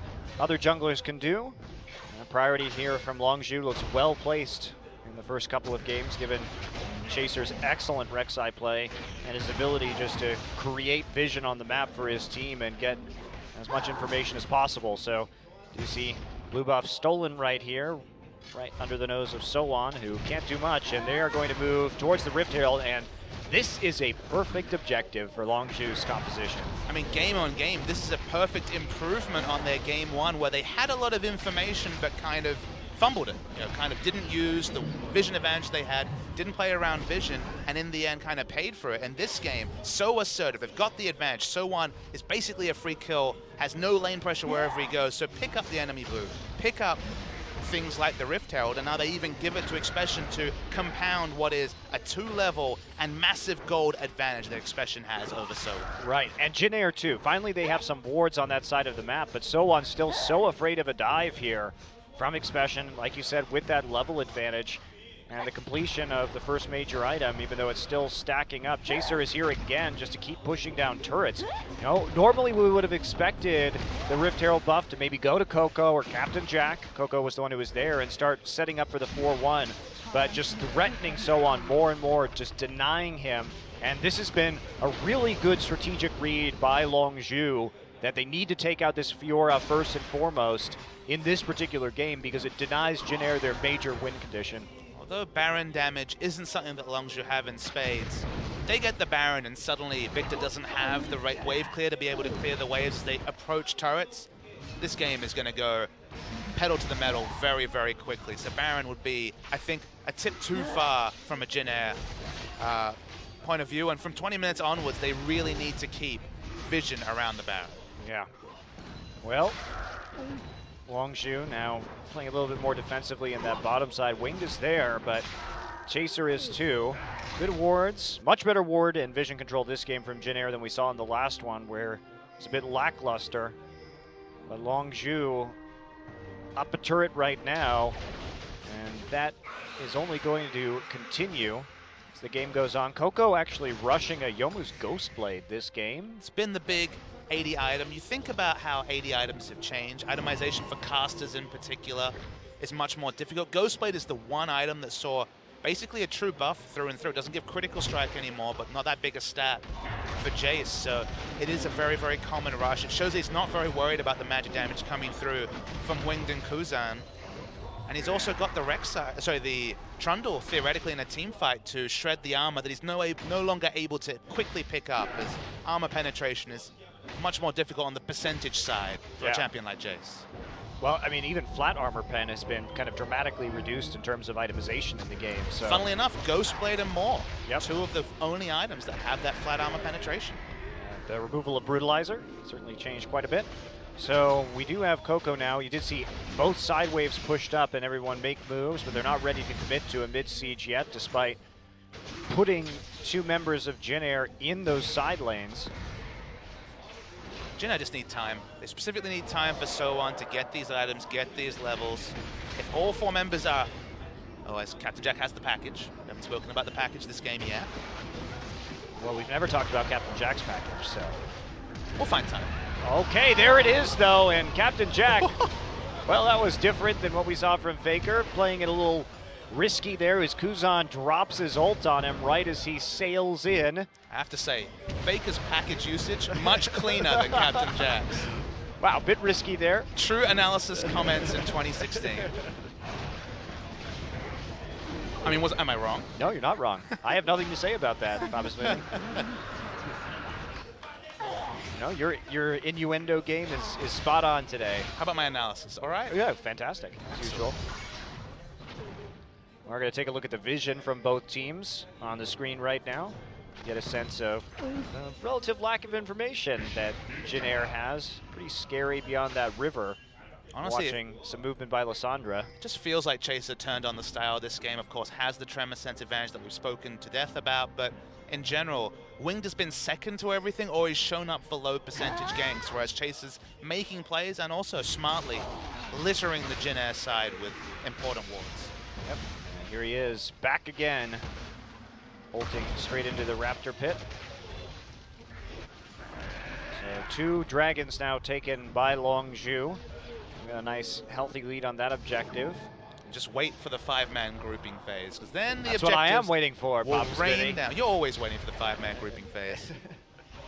No, sometimes I like the split push game. Just depends on the strategy. I just like to see excellent strategy. So the 5-man grouping is going to be excellent strategy here from Longzhu, and of course that Trundle Pillar does make it very difficult to stop this. And Gravity Field, probably not going to do enough. We do see Pure lurking around the side, and meanwhile Lissandra pushed up. They want to take this blue buff away. Keep forcing things. Okay, 2 blues now to Corki and Jace. This couldn't be going better for Longzhu. Playing around the Lissandra has the big advantage over So-On's Fiora. Fiora is literally dead weight. Might as well be a moving ward as this situation, because there's no 2v2 that Fiora is winning right now. Absolutely not.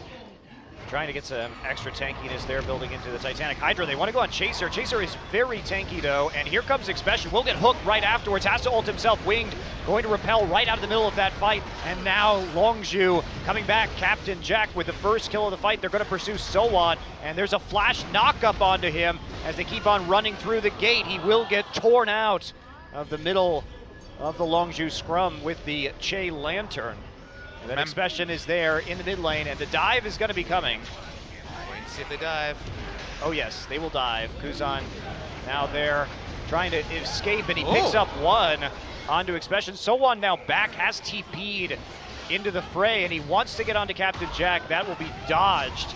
And Chaser may be the latest casualty as Sowon respawns and turns the fight around. Crucial, a lot of experience as well, killing the higher level Chaser. Jeanette might actually get a turret to answer. It's time for some Coco heroics. Sniper. Sniper, there's going to be a huge hit onto Pilot. And now Coco still on the pursuit, going to drop a blue trinket into the brush, and he's going to use the Ghost Blade. He wants to go on the offensive, but it looks like they might just be a little bit too fast. There's another shot, not going to hit. Always exciting to track Jace, because you just know at this point in the game, either you're chunking people or you're tickling them, depending on how your early game has gone.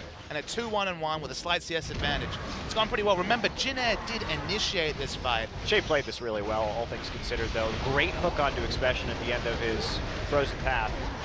At the initial pick, Captain Jack picked up a kill. They looked for a lot more, did Longzhu, though.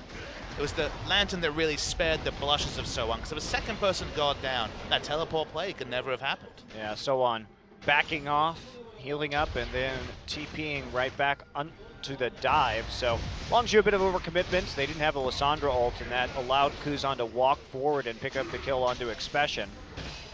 But certainly all is not lost. A very large gold lead here at 22 minutes of 6,000 for Longzhu as they take a 3-turret lead. And look, there is one item finished on Sowon. It is working towards ostensibly the Black Cleaver as a second item. Both those items are picked up. This is not really a 3-item put together from Expression, even with the gold lead that can really answer Sowon's split push. So the split push game, it's certainly been delayed, but 10 minutes from now, if this game is still relatively even, 4-1 is certainly an option for Jeanette. Yeah, Longzhu has to get this mid turret and continue to control this dragon. 1.5 minutes until number 3, and taking out mid would be a nice step forward to continuing to control that objective and at least threaten 5 dragons later in the game. We were going to take a hook, but no follow-up.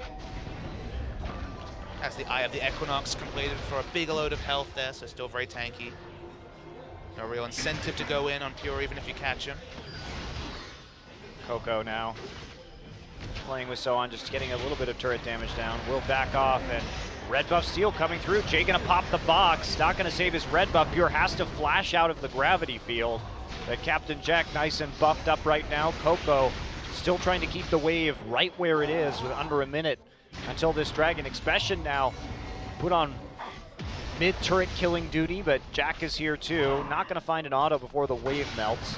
It's really good watching this pressure game from Chase. He was even contesting first the red buff, then just the Krugs. He's not giving away anything for free. They're chipping down every turret, whether it's the outer and mid or the inner and bot. And they have this short distance to travel between lanes because they can go so aggressively. They do not respect any skirmish advantage for Jin Air. Yeah, now we do see Jin Air have to deal with this top wave too, which is inching ever closer to their inhibitor turret. There's another turret taken by Captain Jack as they move up 4-0. Preseason patch in full display on top because they have a 2-turret advantage. The minions are auto-pushing harder. They're doing more damage and taking less damage than the enemy minions. So Sowon will have to go soak it up. He does have the Ravenous Hydra for some AoE damage, but it just means that it draws more people away from important objectives like this dragon. That's right, so number 3 now stacked up here for IM as we're looking now at about a 36-minute possible 5th dragon should they take number 4 as well. So they're keeping up in terms of their win conditions, and now Captain Jack is here with a nice flaming package. Nice flaming package. Riot invited this, naming it the package. They did it to themselves, didn't they? Gotta say, I mean, Faker was just a sight to behold on the mid lane Corki. The bot lane Corki is definitely, I think, the less attractive of the two options. I think in mid lane he can be oppressive. And Well, but if you have a pocket pick like Sure. Coco's Jace, Sure, then sure. it makes a lot of sense. But just saying, overall, Corki mid seems like the go, but given the scenario here, absolutely understand the Jace. okay, so now the mid lane push is coming. They want to finish off this last turret. And there's the Trundle Pillar just to isolate Winged on the side and deal a little bit more poke damage. There we go, Captain Jack. Uses that Valk to get it. Doesn't look like he actually took that turret shot in the end. And there it is, finally.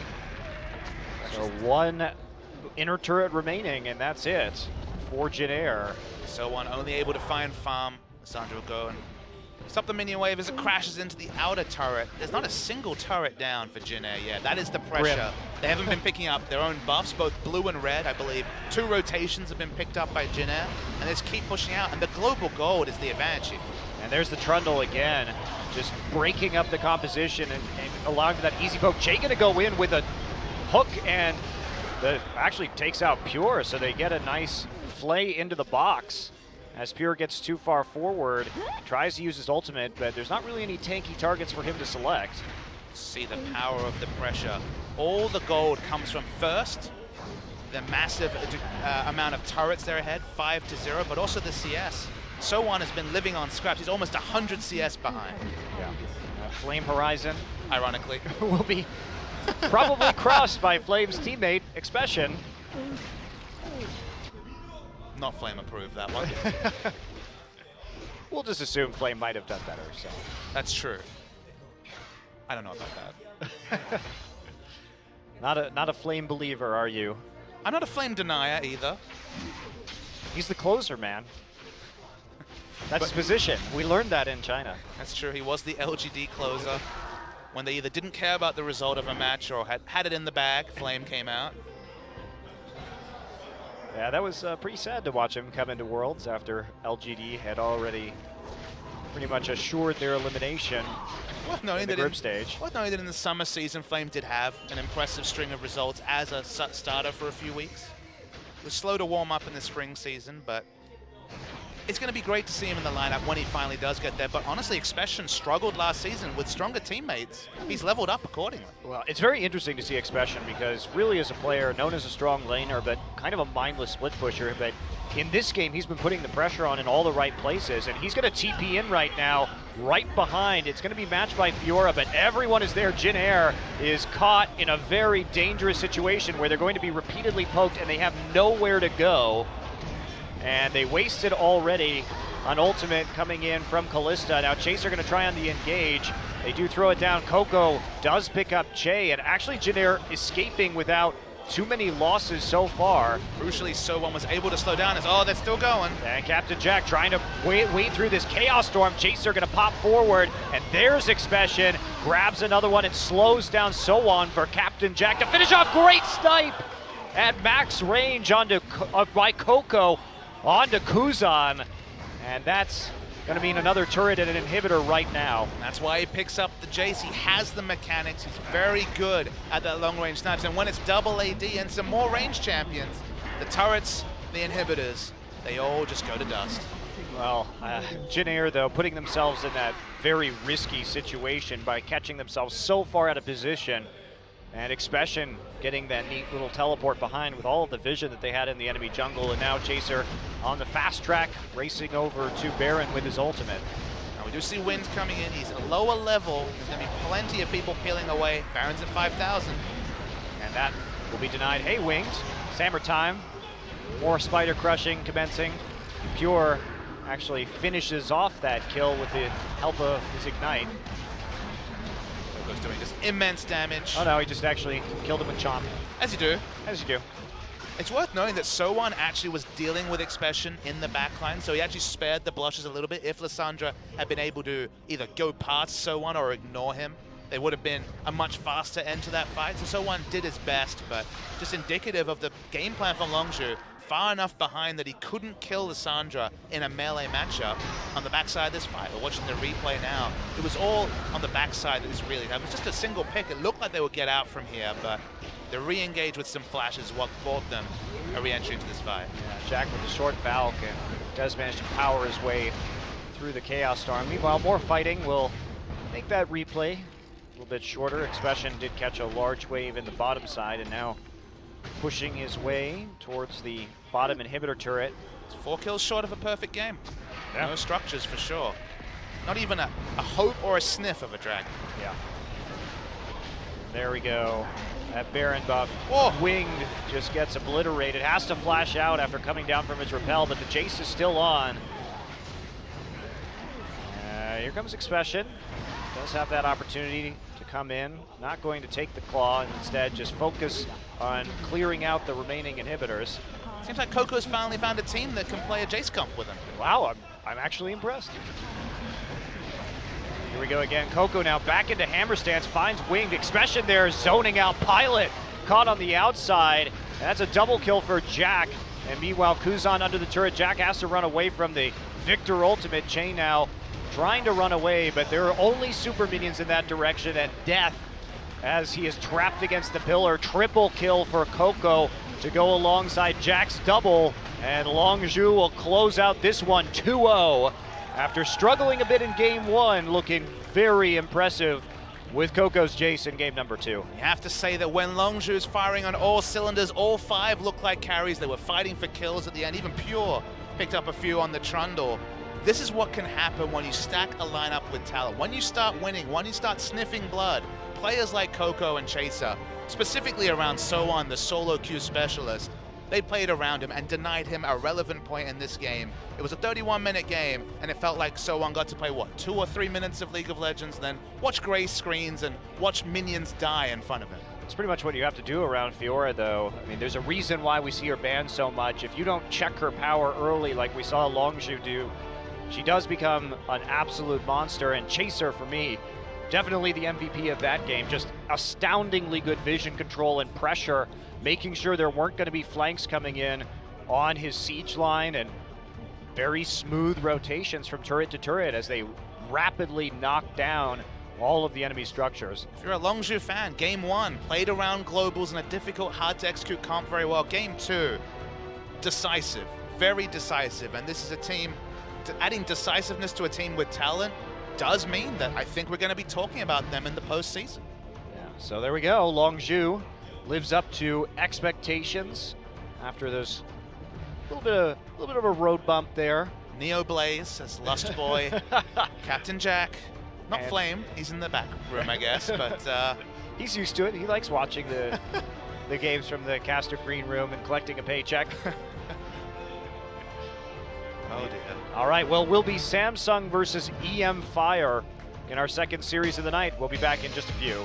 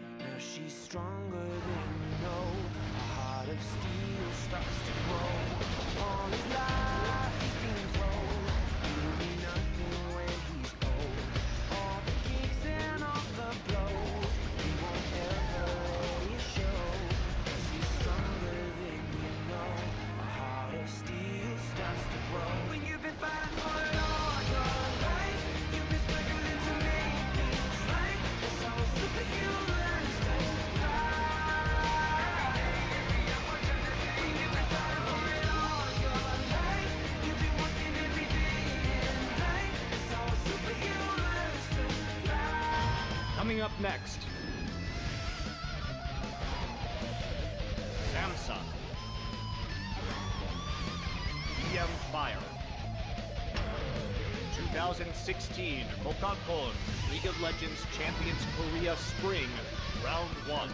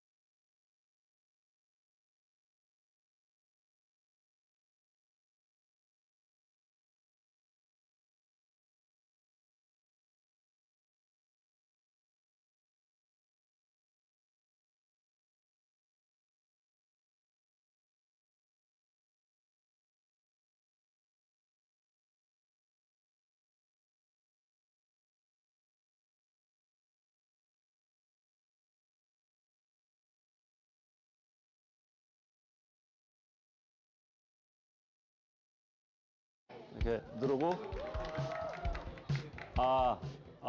이제 시작하는 거죠, 이거?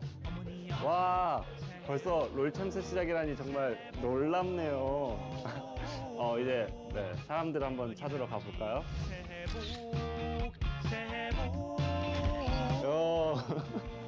메라, 매사장 아니신가, 매사장. 오랜만에 만나서 기쁘지? 기쁘다. 별로 안 기쁜 것 같아. 두둥. 하지 마라. 뭐랬다. 이제 차 사장. 뭐야, 차. 이게 누구신가? 우리 폐 사장 아니신가? 여기. 반갑구만, 반가워요. 반가워 악수해줘서. 울프 선수, 초면인데 정말 반가워요. 여기 초면인데 이거. 아니 이게 초면에. 반갑구만, 반가워요. 반가웠어요. 반가워요. 네, 롤챔스에서 만나요. 봬요.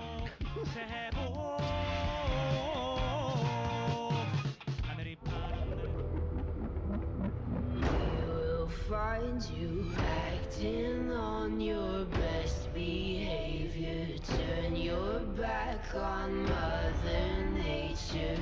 Everybody wants to rule the world.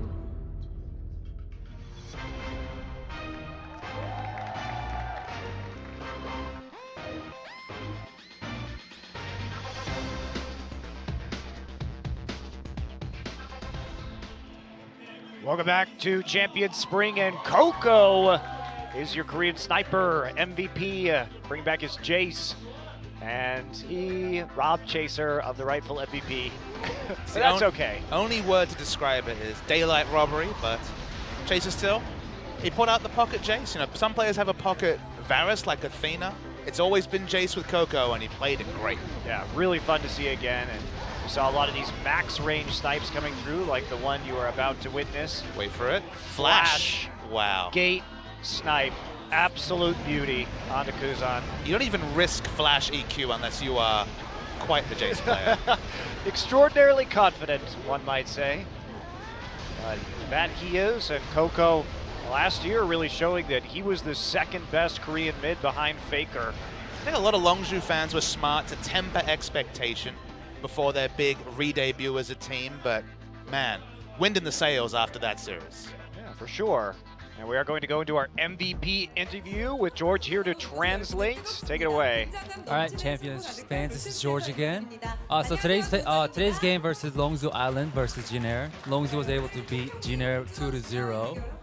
And second, today we have two interviews. Yep, Longzhu was able to actually get the rebuild of the whole team. And these are the MVPs for first match. First of all, for expression, it's been 2 years ever since you had the MVP interview. How do you feel? It's been a while. I'm a little bit surprised that I'm actually on this stage. I know a lot of fans were really happy about you getting the MVP. I know a lot of the main players from a lot of other teams actually came together at Longzhu. How do you feel about that? I think we're trying to get our chemistry together. So, but I'm really happy that we were able to beat them 2-0, but we still have a lot way to go. So how's this chemistry going? I know there are a lot of players, but so we have to yield to other players as well. So first game, you're Tam Kench. On the team fight in front of the Dragon, how was it there? Our misfortune was getting hit a lot by LeBlanc. I felt like LeBlanc was only getting into the misfortune, so I was trying to protect him, and I think I was able to get the super play there. I think Captain Jack was thanking you a lot. So what did he say? I know a lot of fans called Captain Jack Jackpay and me Ikpay. So a lot of fans were actually cheering for me, but then the pronunciation was a little bit similar. So he actually thought the fans were cheering for him. So that was a little bit funny. I think he also wanted the MVP as well. How was the Chasers feeling after the game? He actually wasn't saying much after the game. All right, that was the complete victory for Longzhu. Can you say something about this season, how we're gonna go through the season? I'm not sure how we're gonna get through this season. We still need a lot of work. But I'm really happy with the members, team members. And I'm really confident of our team members, so I think we're gonna go a long way too. All right, that was the MVP interview for Expression. All right, next would be Coco. I know it's been a while since we had the MVP interview. I know you're nervous. Please tell me about how you feel right now. I think I'm always more nervous when I'm doing the interview than when I'm actually playing the game. I'm really happy because I got the confidence after getting the MVP today. I think after you getting the MVP, Chaser and Captain Jack was more happy probably. So what did they say? I know our team, we gather from all the other teams. So I think they actually felt really happy. They look really happy because it was the first win they received after getting all together. I know you transferred from CJ. How was the chemistry there? I think the head coach and the coaching staff are all active, really. So, and I think really a little bit loud in the dorms and really active. Was there any change in the team members? I know. We thought Trace was gonna play really well on the junior, so we kind of had to play against him. So I know the head coach is getting you a lot of helps. So what kind of help did you get? I know he's actually a former player, so we can actually talk about him a lot about the games. He actually tells us all the know-hows he received from playing in the other foreign leagues. There's Last Boy on your screen.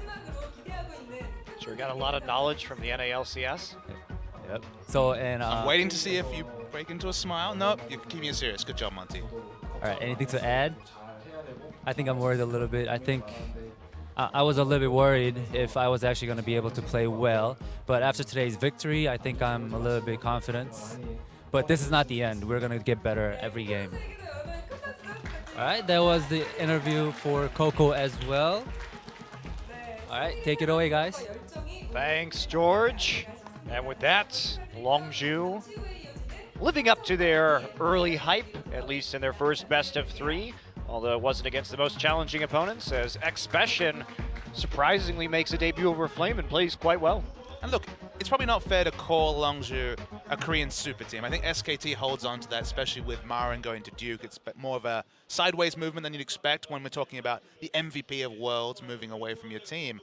The thing you can say, this team took the crown jewel from 3 teams, Jin Air, Samsung, and CJ, strung them together with a good, solid supporting lineup, and they're looking good. Yeah, definitely. So we'll have to see how they do when they start to hit some more challenging opponents. That said, we do have Samsung versus EM Fire, the sort of wreckage of Najin after Najin pulled out. So EM Fire keeping the logo and the team name, but losing the sponsorship, putting together a roster of some pretty unknown players, you'd have to say, and Samsung taking a different approach. They were, at one time, after the departure of the former white and blue rosters, a bit of a whipping boy in this league, but they've been building back up. Crown and Cuvée, in particular, have been developing in terms of their champion pools, and it actually could be a very interesting season for Samsung. Some of those Samsung players have that seasoning of a long first season between spring and summer. So the question is really, who will take that next step? We saw Smeb, for example, step up from his IM days and really solidify himself as a great top laner last year. Can Cuvée, can Crown take their next step after promising debut splits? That's right. Well, first up, we will have this Samsung roster. Core JJ coming back from the NALCS, a Dignitas player. Ambition taking over as a longtime veteran in the jungle role and coming back with 3 starters from last season in Cuvée, Crown, and Wraith. So bolstering a roster with a few more veterans and adding Helper as a substitute player in the top lane, the former CJ sub, and Stitch, a player that we will perhaps see a little bit later on coming in as a substitute AD. Just in general, they have taken a lot of experience from multiple teams. It's such a far cry from the Samsung lineup that we saw spring last year, where they had 3 different mid laners, they hadn't solidified their roles, they were still all new. All these players have played at the top level of competition, whether it's Korea or abroad. That's right. Even their AD carry Stitch coming over from Midnight Sun Esports in the LMS. So this is a season for Samsung. They did their rebuilding. Crown came back from Brazil and looked like an upgrade off of Ace and Bliss, and now has won that starting role. But their opponents, EM Fire, a team that dropped their entire roster with many of its pieces scattered to the 4 corners of the globe. Couldn't retain any of the Najin squad that always on paper was stronger than the results they were able to put forward in 2015.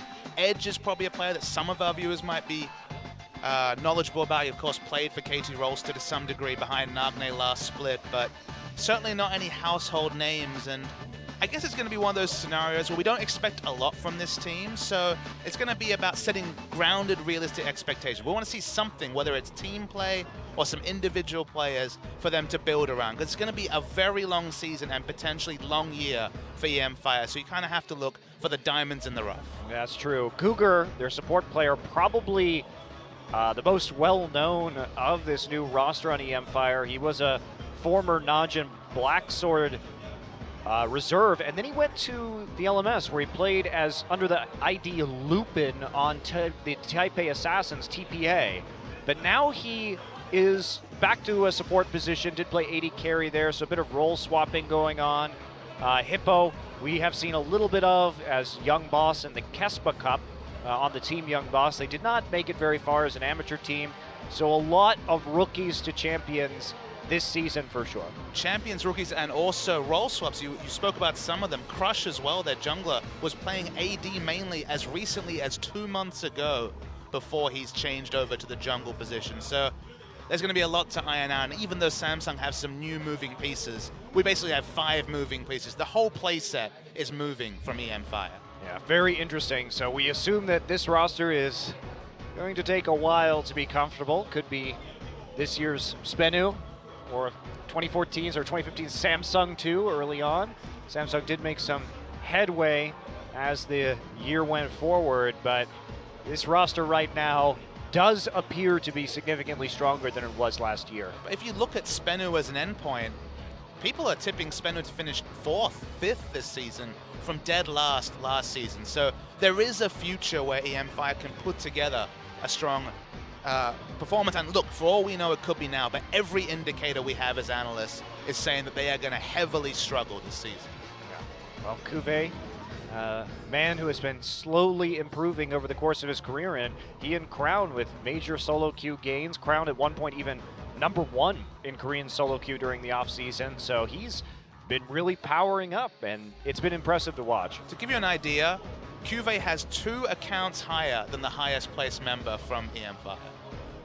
That's interesting. A worrying trend. It is definitely a worrying trend. And there's Crown on Samsung, rocking his trademark gold earring. He's had that ever since he made his debut here in Champions. Reading through some of the notes from Crown, he mentioned that he doesn't feel like he plays Assassins anymore, that he wants to go to more consistent champions, so that depresses me given his amazing performance on Yasuo against SK Telecom towards the tail end of last season, where he almost single-handedly got them over the line. Yeah. His Fizz too at times was pretty good. Samsung's Fizz. Everyone on that team. Everybody, Bliss's Fizz, everybody, the Fizz team. But most of Crown's, I would say, good performances came on Azir, which is not going to be an option. Same thing with Edge, interestingly enough, but Azir pushed out of the current meta. People say that. I've heard rumblings that he might find his way back in. Maybe not just yet, but people are always a tweak away from bringing back the Azir, Monte Cristo. He's one of those champions that he's incredibly strong if he's actually capable of being played in the meta just due to his passive and the way he can control zones. So we'll see Samsung start out on the blue side this evening. The fun thing about these new seasons is that it feels like every series has a new narrative. None of these teams have been able to look over their champions' VODs and kind of see what's good in the overall champions meta. So one series, Rek'Sai will be a top pick ban. The next series, Mundo won't even be considered after being a first pick. So I feel like every match this week will have its own narrative, and then more of a season-long meta will develop in the first weeks of the season. Yeah, so pretty common bans that we're seeing so far. At least the ban meta has been relatively consistent, and that Misfortune definitely hitting the highest priority for that blue side first pick that we've seen in the first couple of days. But again, this is 5.24. If you are going to be watching the EU LCS later tonight, they will be playing on 6-1, so MF will fall down a bit in terms of that priority. Kindred, the next ban for EM Fire. Be really interested to see if Misfortune sticks around. After all, her laning is the big target that you don't really want to max E when it loses 90 base damage at highest level, but the bullet time zone control is still relevant, so will it fall from the picks and bans? Probably, but maybe still a contender given the spell-casting nature of popular ADs right now. I just don't think it's going to be first pick blue side. First rotation blue side, sure. Okay, so Kalista, the final ban for Samsung. And now we wait for the last red side ban. Ryze is still available, Fiora is still available, and that's going to be the ban in the end. So we're in a situation where Ryze could well be the first pick in. Cuvée is a player who has played Ryze even when Ryze was not in the meta, so this is a big comfort pick for Cuvée. Yeah, patch before the Ryze changes came through, he was playing Ryze, and of course Ryze burst out when he saw his mini rework or buffs that came through. And Cuvée is a fearsome Ryze player, so already a flex pick, start of a good draft. But that means that Gangplank's available. Gangplank will be snapped up, most likely by EM Fire. They'll take the Alistar as well. One of the highest priority supports alongside Trundle that we've seen, just valuing that tankiness so highly in the meta that lacks a lot of armor penetration or AD carry relevance when it comes to dealing with tanks. Ambition here, taking a look at that Rek'Sai, and that'll be the lock for JJ. Thinking about Lucian. Biggest emerging story I've seen so far this week has been the rise of Rek'Sai. We talked about it last series, but in a world with less vision, Tremor Sense has just become more and more valuable as a ability, and thus Rek'Sai, as a reliable tank otherwise, has really shot up in the big ban priority. Certainly has. So next two picks, round 2 of the draft. Corki, hovered over right now. Nice flex pick so that they will know the location of the Ryze before they actually commit. Mundo's still available? Lysandra actually, a ban that we frequently see, not getting picked up too early. Mundo and Lysandra both available. Oh boy. Here it comes. Here it comes, Swampasmithy. That is probably going to be a jungle Graves, unless we see the top lane Graves. It is, what we can say about Graves is he's not going to be played AD carry. Probably not. He is really bad in lane pre-6. Really bad. You could, I guess, flex it in one of those horror scenarios, but you're right. It's very unlikely in this scenario, but it's not going to be Chaser level Graves, but still. We actually mentioned that Crush had changed from AD to jungle. Why not take an AD with him to the jungle? And I think that's an excellent point. So Crown here, looking for the safety of a Victor pick.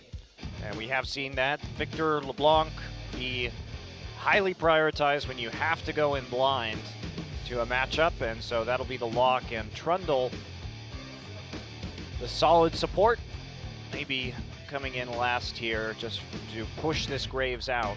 And there it will be. So full comp now available, and it will be Cuvée taking the Ryze in the top side, which, see what this ends up being.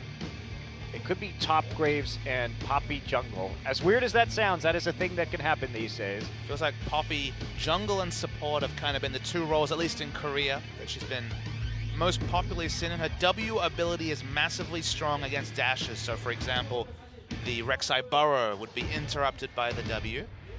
Not too many other dashes though, apart from Lucian's, I guess, on the side of Samsung. I would love to see a jungle Poppy and a top Graves. We were so hyped about top Graves maybe being played. Oh. That is disappointing. First Nautilus of the season, though. Not something that many people have wanted, but against Rise and Victor, who are easily targetable with that Nautilus ultimate, can be good, but that would mean it would be a top Nautilus, perhaps? Yep. So,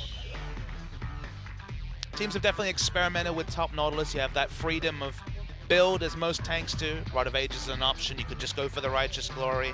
A lot of damage coming in from the jungle. And the mixed damage from Corki means they're not an exclusively physical damage comp. Of course, you can go a little bit heavier on physical damage in a meta where Thunderlords is so popular to give you that latent magic damage on top. yeah, and this is a huge burst damage composition. You think about the power of Corki and Graves, and of course that Gangplank in the late game. If they hit you with the barrels and a rocket and a Graves Q, you are going to be very much hurting. More simply, if Rise or Victor ever steps out of line, the ultimate comes through from Nautilus, targeted CC into, as you mentioned, sheer burst.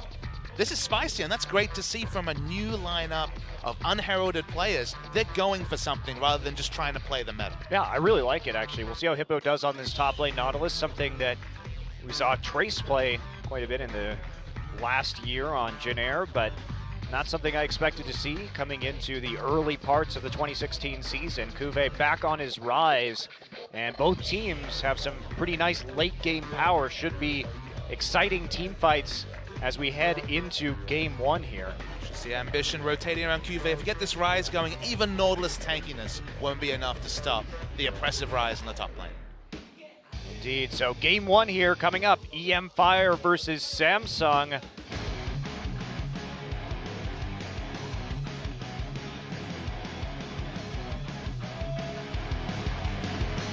Mother Nature, everybody wants to rule the world.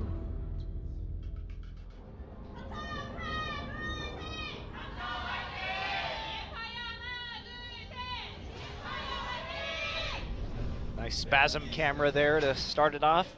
Nice to hear EM Fire retaining some fans, I would assume, from their Najin days. A bit of a hard off season for Najin fans. How many Korean girls do you think had to transfer to China during the off-season when Watch left? Well, some of them probably went because Peanut's also very popular over to the Rocks Tigers.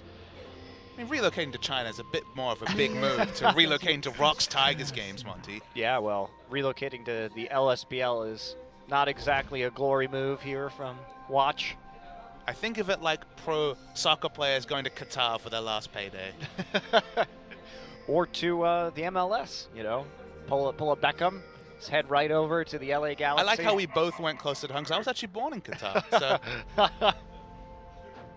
keeping it close to home. How do you feel about that World Cup? 미니언들이 생성되었습니다. Yeah, I haven't been to Qatar since I was born there, so there's that. I see. The long-term absence. I'll watch the World Cup from the comfort of Korea. That's my plan. I will not watch the World Cup. I'll rope you into a game at some point. I regretted the last World Cup I watched was like in 2012. Okay. Because Spain won that one, and the Spanish style of play was literally the most boring thing I've ever seen. Total football, which meant passing it in the midfield a lot. Yep, and just they score one goal and then just pass it around the midfield for the rest of the game. It was awful. Well, let's talk about a different play style. Graves jungle. Because a lot of people might be wondering, why is Graves suddenly a jungler? He was a very oppressive AD carry right when he was reworked, then saw some nerfs. As Guga takes a lot of damage. A lot of damage. Well, he's coming off being an AD carry, so perhaps getting used to the old sport trading right here. I like how they have an AD carry that's gone to jungle, and an AD carry that's now support. That's like when Samsung had 3 people that could play mid lane Fizz and not much else. But the thing about Graves is that, so one of the things in his rework is that his auto attack pushes back monsters and minions, as this trading probably isn't going to lead to any kills. So he's able to kite Camsriel. You'll notice he started the refillable potion and can stay sustained between that and the fact that Machete, another big change in the preseason, has 8% lifesteal against minions and monsters. Uniquely, Graves has effectively his old buckshot as an auto attack. That's an AoE ability, so when he gets in melee range of creeps, he's often healing for 40 health, you know, a couple of levels into the game, just from that's the same. So a very sustained clear and good burst damage when he ganks. Yeah, and the other major factor too is the delayed secondary damage on his Q. So sometimes that can be hard to hit if you're actually in a laning phase. Sure. But if you're just Those killing monsters, monsters stick next to the walls a lot. Yeah, makes it for a very fast clear. You see Crush now eyeballing Ambition, going to take away the Scuttle Crab for a quick clear. Cuvée left by himself, and you know, they have to make some plays on this Rise before he gets too powered up. But that means that they're going to have ganks in this top lane. And with Crush seen out, found out on that bottom side, should be pretty free farming for Cuvée, at least in the beginning. And we saw almost there what Bubbling showed yesterday with the Kindred. Kindred, Graves, both of them can invade aggressively. They have dashes, and they do so much early damage that even the old top-tier junglers have a hard time trading with champions like Graves and Kindred, levels 2, 3, and 4. Yeah, I mean, we saw that a bit yesterday when the early invade from Bubbling, just a straight-up 1v1 in the enemy jungle. On full display then, and this wraparound. No, there's a lot of vision defensively for Cuvée on top. Yeah. Smart from Cuvée, just gets the wards right in as Crush has the opportunity to switch into the topside jungle. Wraith and Core JJ didn't take too much of an advantage, and there's a flash away from the hook. Hippo tries to hit it, so they get a summoner spell as Crush looks for the gank after walking up through the river. There's going to be wave clear wars in mid. Of course, Gangplank going to have a harder time picking up CS. Only has his Q for range farming until he gets a few more levels in E, but the barrel farming later in the game. Some items to back that up. If you power through and farm the mid lane Gangplank, you'll definitely feel that pinch in the late game if you're Samsung. Yep, but we do see Crown taking that opportunity to get a nice ward there by the Raptor buff. Ambition now setting up, but he's not going to actually get much done right here. Crush is going to take a bit of poke damage there from a Prey Seeker Death Ray combination right over the pit. And Crown stole out the Raptor as well. very nice. So, good little play there. Crown taking advantage of some early pressure to do a little bit of denial. So Cuvée now safely back under his turret. We'll just keep farming up, evening up this CS as the wave hits. And Hippo doing a nice push so he doesn't have to TP right back into lane. Actually got a really good back timing himself, Cuvée. You'll notice that he didn't have to use his teleport and had his Tear and Sapphire Crystal already, so back time is good for both top laners. Indeed, Ambition here playing pretty aggressively against this Graves early. Looks like they just want that vision onto him and to delay him as much as possible. Bit of harassment and more wards. Prey Seeker over the wall. I mean, specifically the thing here is that Crush has a very low pressure mid laner when it comes to rotating around mid. No CC, no ult yet.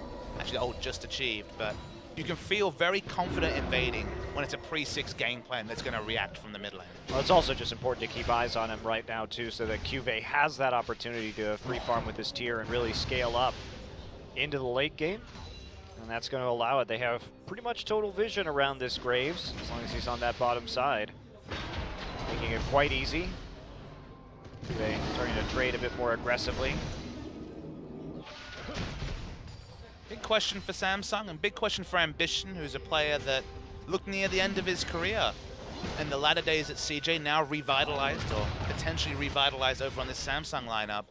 The shocking thing about Ambition was he never seemed to develop a true relationship with his support. We always talk about jungle support duos, Dandy and Mata, perhaps the most famous of those. Never felt like Ambition was on the same page with Mad Life, and now he finds himself with Wraith, another experienced support who's played on a top team. Can he develop that synergy to allow for the more effective duo invades rather than just taking it all on himself to both tussle with the enemy jungler and invade for vision? Yeah, it really did feel, despite this very long period of a year that he had to grow into the jungle role, that he would invade blindly and frequently die or have to be bailed out by Thresh Lanterns to actually make plays, and that risky style didn't serve CJ very well. Hippo actually just gonna get caught in here. Cuvée doesn't have any mana to follow up. Completely out of mana, has teleport, but the minion wave pushed right to his turret. Graves already backed off, so it's gonna miss a bit of CS at the top. Has the backup here from Ambition. They're not gonna find much. Go ahead and take that Scuttle Crab. And Surprisingly passive early game. Both teams very much just focused on farming and keeping eyes on each other's junglers, so really not very many gank opportunities outside of that early forced flash on Kuve. I mean, my biggest surprise is that, honestly, EM5 have played smart the first 8 minutes. They haven't been overawed. They haven't made any silly mistakes. Crush picked up that with the smite there, but you know, you think that this ragtag bunch that really came together very late in the picture, it looked like Najin might actually be selling their spot before they eventually ended up with this EM Fire organization. EM Fire in general have been pretty controlled for the first 9 minutes. Yeah, they have, but it really is, you want to use this Graves to get some kills early, and especially on these side lanes. I mean, they picked up a lot of crowd control on the Nautilus and on the Alistar to help out set up Graves ganks, and it just hasn't happened because Ambition has just been all over Graves, not fighting him, but just trying to subtly contest some of these camps, take him away, or at least just harass him in the interim. And he's actually out farming the Graves, even though he spent a lot of time just sitting there with his Tremor Sense, shooting Prey Seekers at him in his jungle on these invades. But without that pressure in mid, like you said, there's just not much that EM Fire can do to stop him, and Crown is doing a lot of work on this turret. And the flow-on effect is not being seen in mid, because as you mentioned, Victor's already going to have a comfortable laning phase against Gangplank, regardless of the jungle matchup. The flow-on effect's in top, because Nautilus with targeted CC and just a huge suite of CC, and the big burst damage from Graves, Ryze is out-farming the Nautilus, and when you know that the Graves is just clearing camps in front of your friendly jungler, you can overextend, like you mentioned, and that's meant mana stacking in general, stacking towards late game comfortably for the Ryze. Yep, and they completely avoided the dangerous situation where Ryze was top without a flash. So flash back up right now, neatly dodged by Samsung.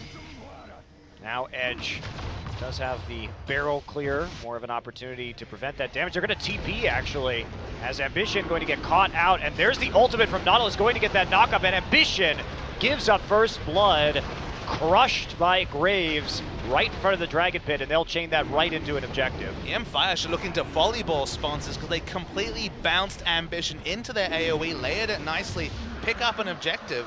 That's more than I ever expected from EM Fire in their debut as a completely new lineup. Well, did you expect Ambition to give up first blood by being caught out on the map? I've never heard of him doing that before. I like how he changes role, but it's still the same old Ambition. Well, he did find himself a little bit between a rock and a hard place right there. Good collapse by EM Fire. Literally 5 Yes. people, so. But again, familiar territory for Ambition fans. Soul coming down with the package now. First of the game here at 11 minutes, and TP will be used by Edge just to prevent this turret from falling in the mid lane that has gone down below 50% now. So swapping up top is Guger. They need to make a play on this Ryze at some point or another. Kuve very happily stacking. So here's a question to you, Monte Cristo. In terms of ticking time bombs, Ryze and Gangplank both lie in that territory. Would you say that Gangplank's ability to really punish those short-range champions with both his ultimate and the barrels means that in the late game you take Gangplank in this scenario? Who will do the more late-game lifting, at least given the lineups and the champions we have between the Ryze and the Gangplank? I think the Gangplank, especially because Nautilus has been picked and can provide such a huge amount of CC in that front line to set up those punishing barrel plays, because it will take a couple seconds to chain some barrels together, but Nautilus can keep you there, so can Alistar. And I really like the amount of CC they're taking with these champions that do take a little bit of time, like Graves and GP, to set up the damage. I mean, Nautilus and Alistar might as well be the same champion in the late game. Lots of CC and epically tanky. Obviously, just through ultimate in terms of the Alistar, in terms of the item pickups that come through from Nautilus. So the damage backing them up is triple AD, but double AD and the burst AD mage in Gangplank. That's a lot of words, but that's effectively what he does with the barrels. So yeah, I mean, pretty solid stuff. So both of them are free farming at this point. Sounds like you take it if you're EM Fire. Yeah, I do really like it. Nice chain there on the Victor, getting 3 together.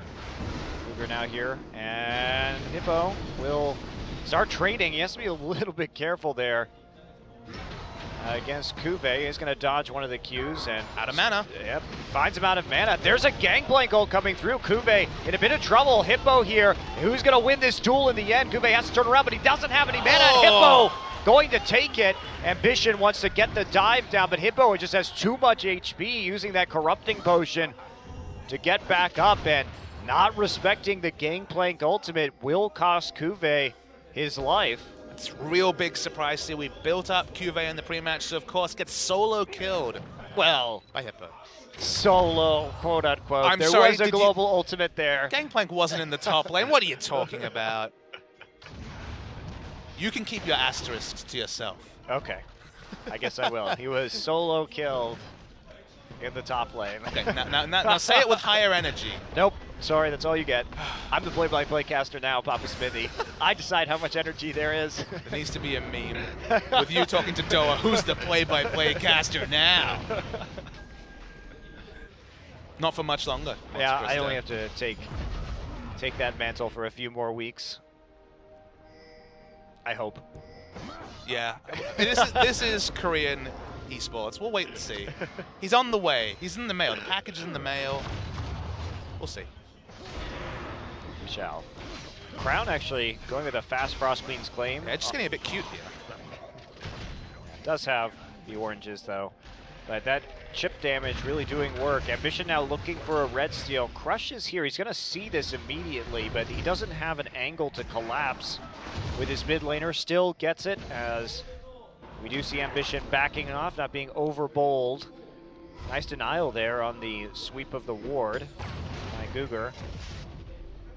It's actually a smart timing for Ambition to contest the red. Gangplank's ult only just came up, so didn't have that to respond. It's basically his only way of responding is just throwing in an ultimate, so didn't have it, and still, the buff did go over to Crush, who, very uneventful start, especially by Jungle Graves standards, but overall, it's not a big lead, but it exists for EM Fire. Certainly does, and Hippo, interesting build, went for the fast boots of swiftness in spite of the fact that he's dealing with roots in the top lane. Wait, he went for the fast boots of swiftness and alacrity. Wow. Exactly, so 80 more move speed on Nautilus very quickly. He has the lowest base in the game, or equal the lowest base in the game, because of his massive CC. So suddenly, it's not teleport home guards, but Marin would approve of swiftness, alacrity, 15-minute coming through from Nautilus. And as a champion, he's unique in that, you know, he builds a couple of health items, and it's just his kit that makes him relevant. Yeah. Edge with another TP back into the mid lane. Process that we've seen as he looks to hang on to his turret for as long as he can. A lot of power spikes completed at the same time for EM Fire. Double Trinity Force. Nice timing. Well, not a lot of punch yet onto Samsung as they go for scaling builds for the most part.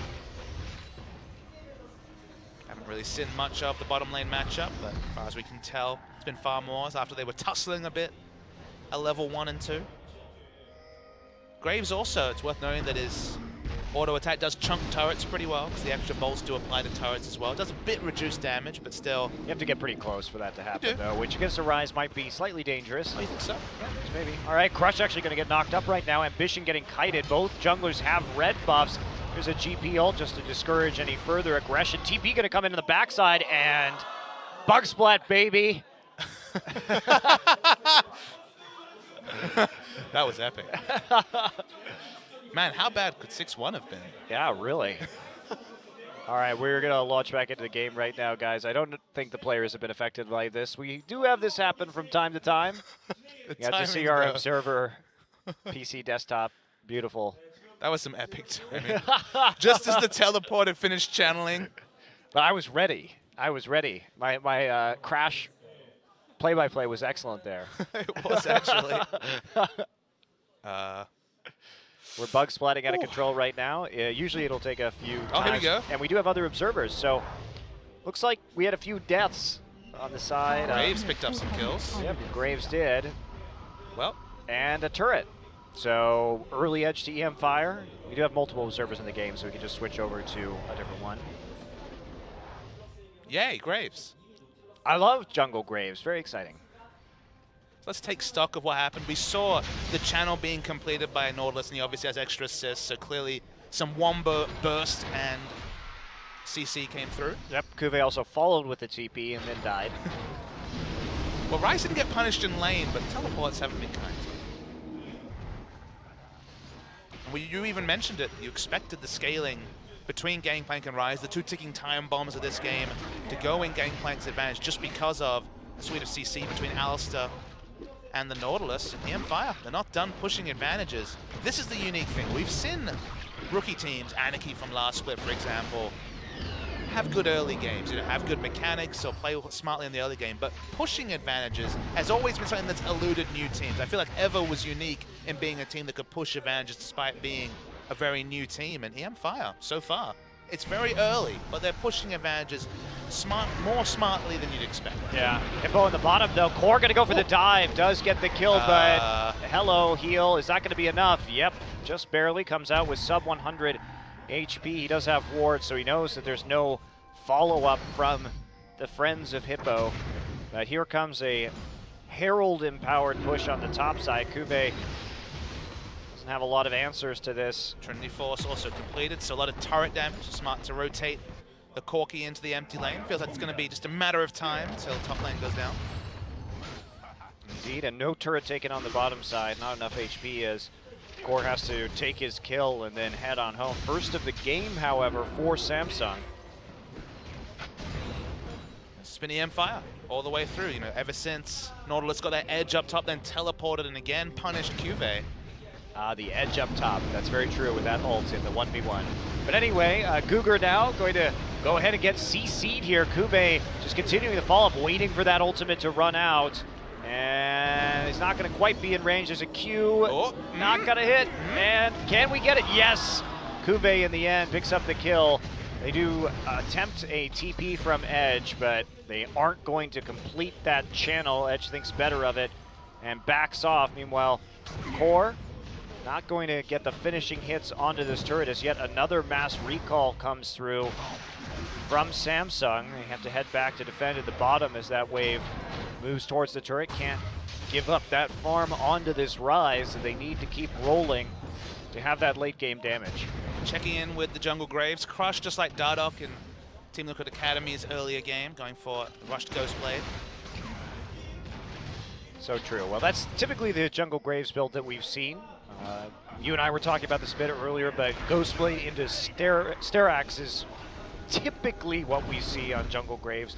He does get a lot of defensive stats from his quick draw, and combine that with a little bit more HP in the late game gives him some more chances to play in that front line more aggressively. I mean, the rework Graves is more of a front line. That's just from pure virtue of being 400 range-ish when it comes to auto attacks. So between the refreshing extra armor and magic resist, and then items like Sterix or more of Mordius to kind of just tussle in the front line, he's so much more tanky than you expect an AD carry to be, that he can be more of a bruiser rather than just the ranged AD carry that, say, a Kindred usually functions as. Indeed, and so turrets traded in the top and bottom lane as Samsung still trails by about 1,500 gold, but they're actually denying more CS. They picked up more CS out of those waves and denied a wave on the bottom side, so they are starting to close just through more efficient farming. I love how efficient, to use your word, Hippo's build is. He's only interested in move speed, gone straight into some more. I love it. He must be like way over the movement speed cap when it comes to like losing efficiency of movement speed items, but when he shows up behind you, he is a very scary Anchorman. He's not role-playing very well. That's true. Bit wackier build, different type of Anchorman. Very different. So, back into some quality farming with a minute left until Dragon. This team tries to control that side of the map and control that long lane in the bottom. See if Samsung wants to go for this or whether they'd rather try and push out the mid lane tower that they've nearly destroyed. Last chance recalls now here. I think we need to revisit some of the terms we used before, like controlling an area with wards. We'll look at the mini-map and we'll be like, oh, there's 4 wards in that area, but a lot of them are those visible blue wards, right? Right. That can just be instantly cleared out. They do provide permanent vision, but very easy and trivial to clear. I feel like the kind of acid test is pink wards. Where you can control pink wards seems to be so important in this patch. I think they're only the only purchasable wards. So pink ward zones, if you see 2 pink wards around an objective, that to me is true control over an objective in this new patch, preseason League of Legends. True sight, true control. Absolutely. Just the truth, the pink ward see all. It just feels like they're, more and more important. It's why when it gets to the late game and no one can buy them, when you fill up item slots, it can get awkward when it comes to the Vision game. Okay, well, Samsung now moving through a choke point, managed to get into the river. There's going to be another dragon, however, secured. And that is number 3 already for EM Fire. They did take an early one here, and that means some pretty rapid scaling. 35 minutes, a possible number 5 for them. Kube opting out of that fight, even though he had teleport, more interested in just continuing his farming into the top side, and they want this mid lane turret now. Ambition wraps around the side. Some poke coming through, but EM Fire has enough wave clear in the mid lane to frustrate Samsung. Frustrate is the right word. Samsung had a good start, but M5 really put together at least 15 minutes of really solid League of Legends. Hippo, I'd say sauntering, but no, he's just basically turbocharged on the Nautilus. I love this build, it's too funny. You know what I really want to see? I want to see him finish Banner of Command, just to put down a Banner of Command minion and watch Ryze frustratedly try and push in a side lane. That would be fantastic. Well, the Aegis is here, so we do have that opportunity. Rocket's cheaper, but want to see Banner of Command. The banner is much more amusing. Also gives him some AP, which, Nautilus scales with decently. The amusement factor is always what we're looking for in EM Fire versus Samsung, though.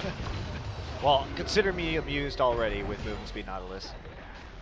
I wanted them to click on him so I know how fast he's moving. Really fast. I can tell. Super fast. I'm guessing like 450, 460. 300 base. Is it 65 from Swiftness? 65 from Swiftness and 15 from Alacrity.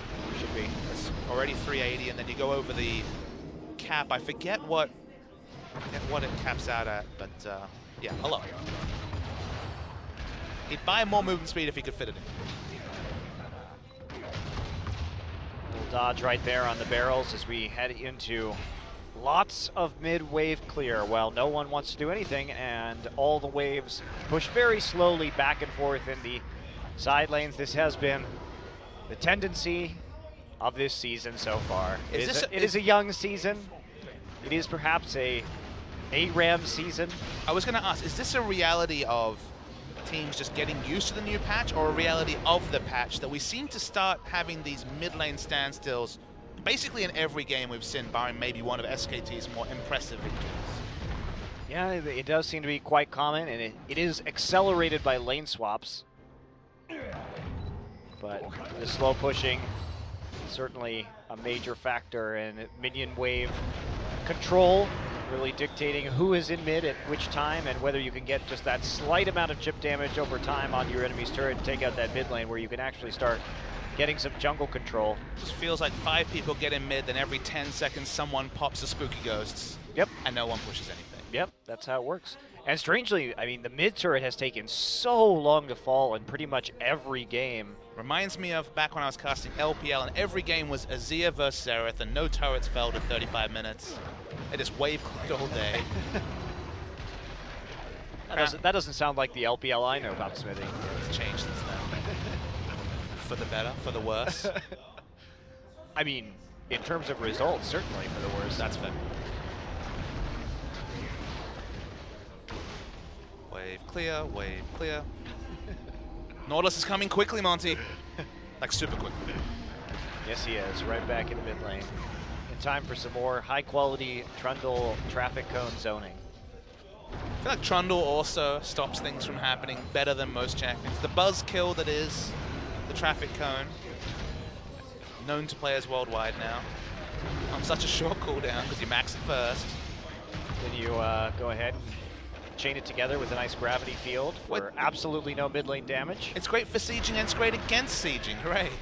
All we need is Ziggs, Monte Cristo. No, please, Papa Smithy. I can't deal with that again. Fly gave an interview before playing any games and said, I think Lux is really good and I'm making Ziggs work. And he locked in the Lux straight away. So, Ziggs is coming soon.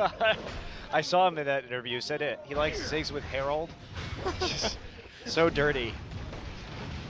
but actually might speed up games. So anything that speeds up this portion of every game that we have is so welcome. we're looking to Ziggs to speed up the games. That's where it's That's at. yeah. That 2016 meta. That is surprisingly, if Herald with Ziggs can speed up the game, well, I for one welcome Ziggs back to Champions. Be careful what you wish for.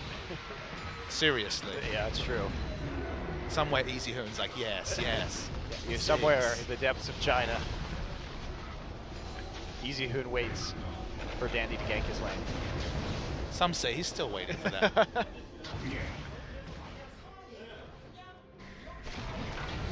Oh boy. I have to say, not overly impressed by the macro ability in the new season so far. Just seems like teams don't have very many options at this juncture.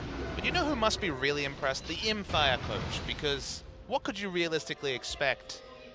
And what you've been delivered for the first 30 minutes is levels above. You know, I was going to speak previous, because obviously you have experience coaching teams, and this is literally 5 new players, basically plucked from all sides of the world, of different roles and stuff. What would your expectations have been for your team, and wouldn't you think that they'd be pretty damn impressed that so far it's all been pretty controlled? Yeah, it has been, actually. I think this is a promising start to Empire. Some poke damage there. They're just trying to poke right before the dragon spawns. Take Cougar down to half HP, not the target you'd like to see experience that poke, but they really need to take a drag to stop the 5 dragon stacks that Empire wants. They have the vision control. Barrel taken out right now, but Empire has control over the choke point. They're making a run. That's a not very good pillar right there, but they do dodge the barrels coming around the outside. Now a lot of wards into that dot brush, and Empire is on it. Now here we go, TP coming through. Finally some action. Rise not getting the best TP location. Doesn't get a flank right here. He's gonna have to run at them. You do not run at Rise barrels, or Rise barrels, GP barrels. And that's going to be the results. So Dragon will go ahead and be taken once again, but the fight's not done. Cougar trying to run is killed through his ultimate. Ambition can't get the dragon, and that means 4 dragons all ready for Empire here at 30 minutes. Empire knew that eventually Cuvée would have to teleport, but it was such a defensive teleport. Didn't have stacks up, although. Hippo now walking too far forward. Soul getting caught out in the Chaos Storm. There's the culling, and forces the flash out of Empire's Corki. Had a more aggressive ward. You can see a pink ward to the bottom side could have been used. The overall result is to trade the 4th dragon for turret and a couple of kills. It's not ideal from a Samsung spot, but given what they had, Cuvée at half mana, didn't have stacks of his passive, didn't go for an aggressive teleport. It's more than they probably should have gotten from that exchange. Yeah, you really can't TP like that into a GP. This is the worst possible situation. 874 damage. You can't contest objectives with GP like that. You have to come in from the flank, and they're punished for it. Means there is a secure there. Ambition actually distracting the back line as Empire leaves their tanks out to dry. Void Staff's now completed on Cuvée. Important to note that magic penetration is still total magic pen rather than the bonus armor penetration of Last Whisper, so still a lot of value in that pickup. Going towards a GA as well, so honestly, if he finishes Guardian Angel this early, then he's basically going for teleport into the backline. And there you go, Papa. Yay! Your Banner of Command onto top lane. Rise versus Banner of Command is hilarious. It's true. He literally just auto-attacks, sadly. His like big wombo ultimate clears every minion, and then the Banner of Command's just still chilling. Well, I love it too, because there's no real person to clear it out, considering that he's the only one with TP, and now Edge eats a culling core, moving forward, but no further damage able to be taken. They will instead just use some lenses to clear out the wards sitting in the mid lane and start to get some more vision. 4 minutes until this next dragon's going to spawn, and that will be, without a doubt, the next focus of this game. Now, Samsung has come back when it comes to global gold, but they still have compositional issues, and if Cuvée can't find that flank, they are going to have a lot of problems. And if Cuvée can't curate top lane minions before he makes that teleport, they're going to have a lot of issues. If they can take a second out of turret in either top or bot and then have that natural wave pushing that with the minion wave changes and the Banner of Command minion, Cuvée is going to have a really hard time holding the minion wave and stopping it from just pushing in into the inhibitor turret. Yeah, they had to send Core JJ top to take out the bannered minion. He's the only one who can do it on his team with any kind of efficiency. There's some more spooky ghosts. So many ghosts on the Rift these days. Maybe Summoner's Rift was built on an Indian graveyard. I don't know. The Poltergeist effect. Core JJ, split push AD carry, full effect. And the items are certainly stacking up. We talked about the late game powerhouses. Cuve's had to kind of halt his build after 3 AP items to buy a bit of tankiness, but Gangplank, Infinity Edge, Trinity Force, and the Maw of Malmortius. Certainly a lot of damage coming through, potentially from GP. Yeah, Core JJ popping over the wall right there. Ambition sitting. They are not going to bait this Baron very effectively. You have to actually sweep the pit before that works. And Soul's recall not quite going to be delayed. Samsung wants to really start threatening this Baron to force the issue, force the fight, but EMFire not falling for it. A Banner of Command is going to cause them some more problems, right, about when this dragon spawns. We'll see how Hippo actually wants to use it. Crazy that an item purchase in League of Legends can actually be so core to a strategy. You know, usually it's just more damage or more tankiness, but the Banner of Command really throws a wrench in the plans for Cuve. Doesn't matter if he has teleport up, Minion Wave Control won't be as easy as EM5 is going to be able to put up, and as you mentioned, 5th Dragon soon. Yeah, there you go. Soul actually going to get soloed by Crown. Great play, flash forward, getting the Thunderlords and just blowing Soul up, knowing that there wasn't a flash. They also get the GP ult out, so extra good for Samsung here. Edge has to move forward and flash out as he's starting to get targeted under the turret. Core JJ will take a turret shot, but they're going to keep on moving. And that couldn't have come at a better time. Kuve, in the meantime, chasing Hippo all the way back, but you are not going to win that. You've never seen a Hippo this fast. I've never seen a Hippo or a Nautilus this fast, 'tis true.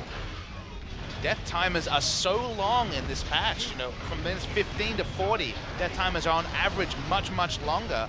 And still 10 seconds on Corki, and this Baron's being really shred down. Yeah, Crush has to look for his steal right here, but Hippo comes back. He's going to TP in. Kuve pushed out with his ultimate. They're still looking to take this, but they don't have control over the back of the pit. And Crush going to pop on in, and that's going to be a secure for Ambition. A little close there, but they get it in the end, and now Core looking to finish up Guger. Hippo will get knocked up and killed at the end. Double kill for Kuve. And that'll be a near ace. Soul, the last one standing, and this should be the end of the game. And this is the thing that can happen. Even though the early game was so even, the power of a pick on patch 5.24 is immense. And from a single pick, all of this snowball has meant that after 30 minutes of controlling the game, EMFire is going to lose their competitive debut. Yeah, but definitely a stronger performance than we thought coming in from EMFire. The package will be delivered, but at the same time, Soul will be delivered unto death. And now we have the conclusion of this game. 36 minutes in, Samsung with a decisive Baron and an even more decisive push takes out the Nexus, and that'll be 1-0 to Samsung. Samsung honestly gave EMFire much longer of a leash than we expected. EMFire played smartly, they communicated well, both teleports and in terms of global abilities and the like, but in the end, the familiar mistakes that new teams can make, one single pick won Samsung the game. Yeah, that was so close too, because that 5th Dragon was going to spawn soon. It looked like EMFire was in control of that game. But considering the expectations we had of these guys coming in, they certainly exceeded them. I mean, they looked much better than Spenu at the start of last season. In general, they looked coordinated. All their players were innovating new champions, playing aggressively. It was good to see. Yeah, it was for sure. And Crown making the big hero play to come through at the end of the game, getting the 1v1 onto Soul and then chaining that directly into a Baron. Very nicely done. And that means we'll be heading into game 2 with an advantage to Samsung after a bit of a rocky start right there. Plenty for EMFire to take away, but in the end, experienced Samsung steal one. Yeah, they certainly do. Well, in a few minutes, we will get into that second game of the series and see if EMFire can hold their own throughout the entire game rather than taking it to the first 30 minutes before falling apart at the end. But certainly a dramatic finish, and like you said, Papa, this is the kind of ending that you can expect to see with some frequency. One mistake can certainly cost you the game. So we'll see you guys in just a few minutes. Game 2 of this best of 3.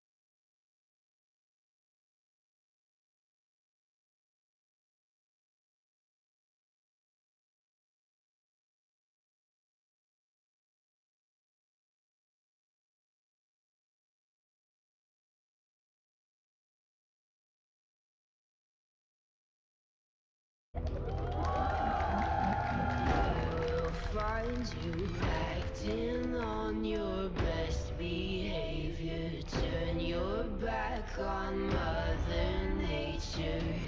Everybody wants to rule the world.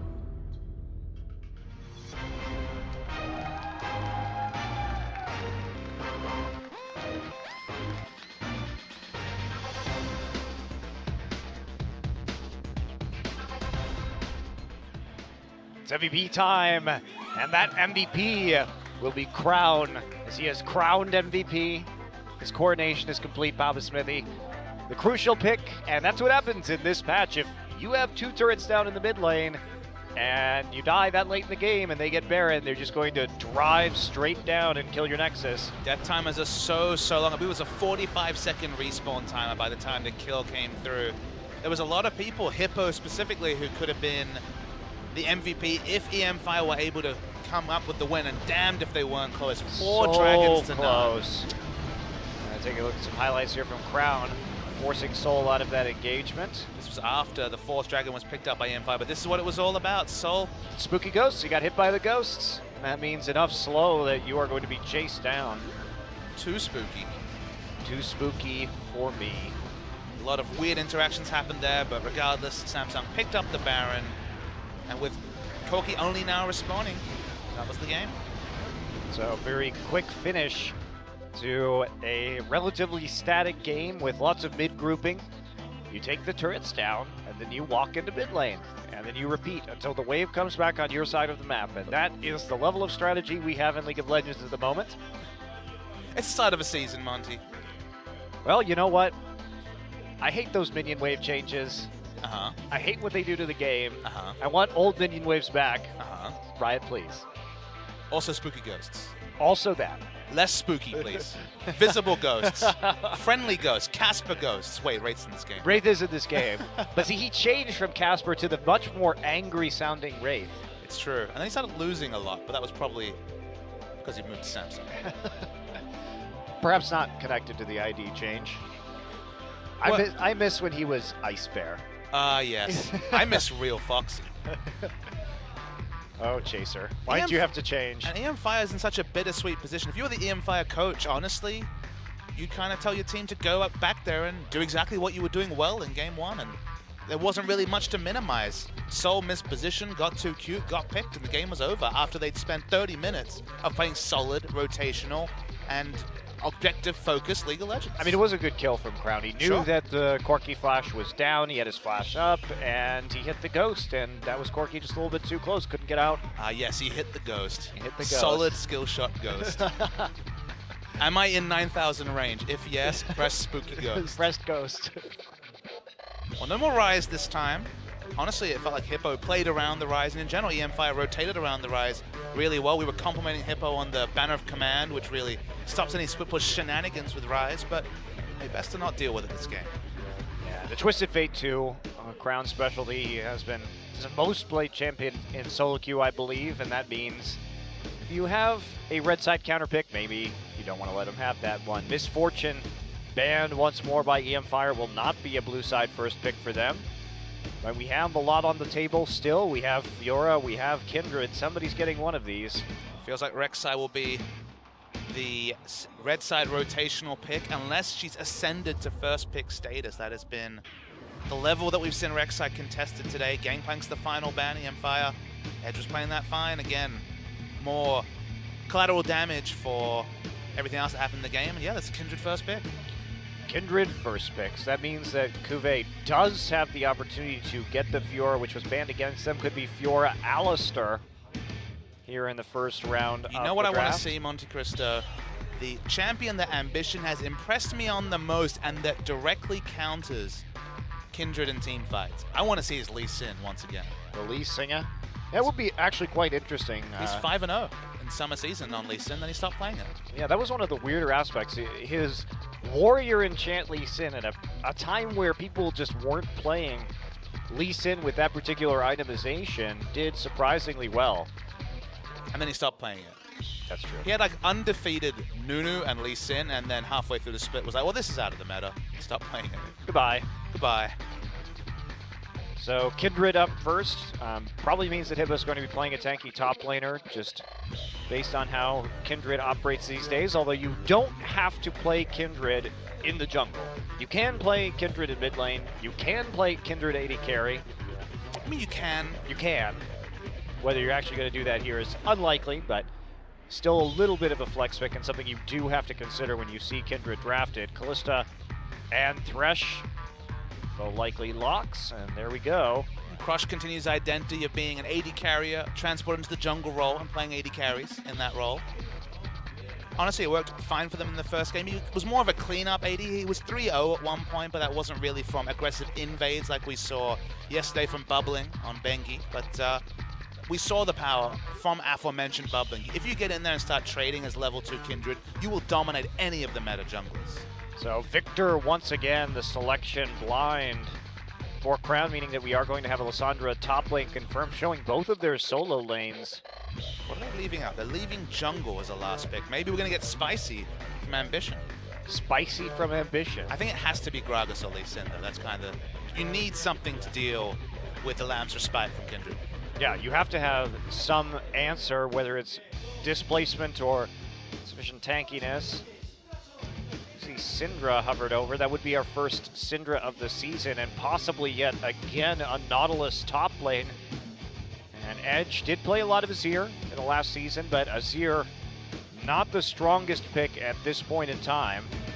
They're going to go for it though, so Edge returning to a pick that he saw some success on when he played substitute in Nagne's Shadow on KT Rolster. I think it's worth returning to a point of when it comes to champion pools, EM Fire as a new team with players in different roles, they can't be that deep. That's obviously not something we're going to understand from just one series of their play, but you have to think the playbook is pretty shallow from an EM Fire level. We're seeing Nautilus twice, and Ambition. He's not gone for Lee Sin or Gragas, and certainly Rek'Sai has a knock-up, but no displacement to knock champions out of Lamb's Respite. In fact, only Alistar can really do that. Yeah, you do have the Alistar pick though, so all is not lost from the displacement angle. And looking at EM Fire, they have so much zone control right now with the Azir and Nautilus to protect the Kindred and Kalista. Excellent team fighting capabilities. We go back to that classic mid lane matchup from late 2015 of Azir versus Victor, everybody's favorite. Who can clear the most waves? Well, it's anything like last game. It'll take a while to determine that. It's true. The winner is not the fans in that one. No, it's not. It's just turns into the mid A-Ram where everybody pokes each other, but nobody actually wins. Oh, sometimes there's a spooky ghost or 3. Or, yes, many ghosts for sure. So Kube will be in the top lane on Lissandra this game. A pick which fell all the way through the draft in an unlikely scenario in the first game of this series. Really balanced team comp from Samsung. I think they're going to want to try and push and just basically have good wave clear in every lane. But as you mentioned, EM Fire in a team fight, especially if they're kiting backwards, how do you ever kill the carries in this team comp? No, you can't. Not without a flank. It's up to Kube, and he couldn't quite make it work with his TP in the last game. Might have to improve in that regard if he wants to make plays on the back line of this EM Fire lineup. Well, let's get into game 2 of this series right now.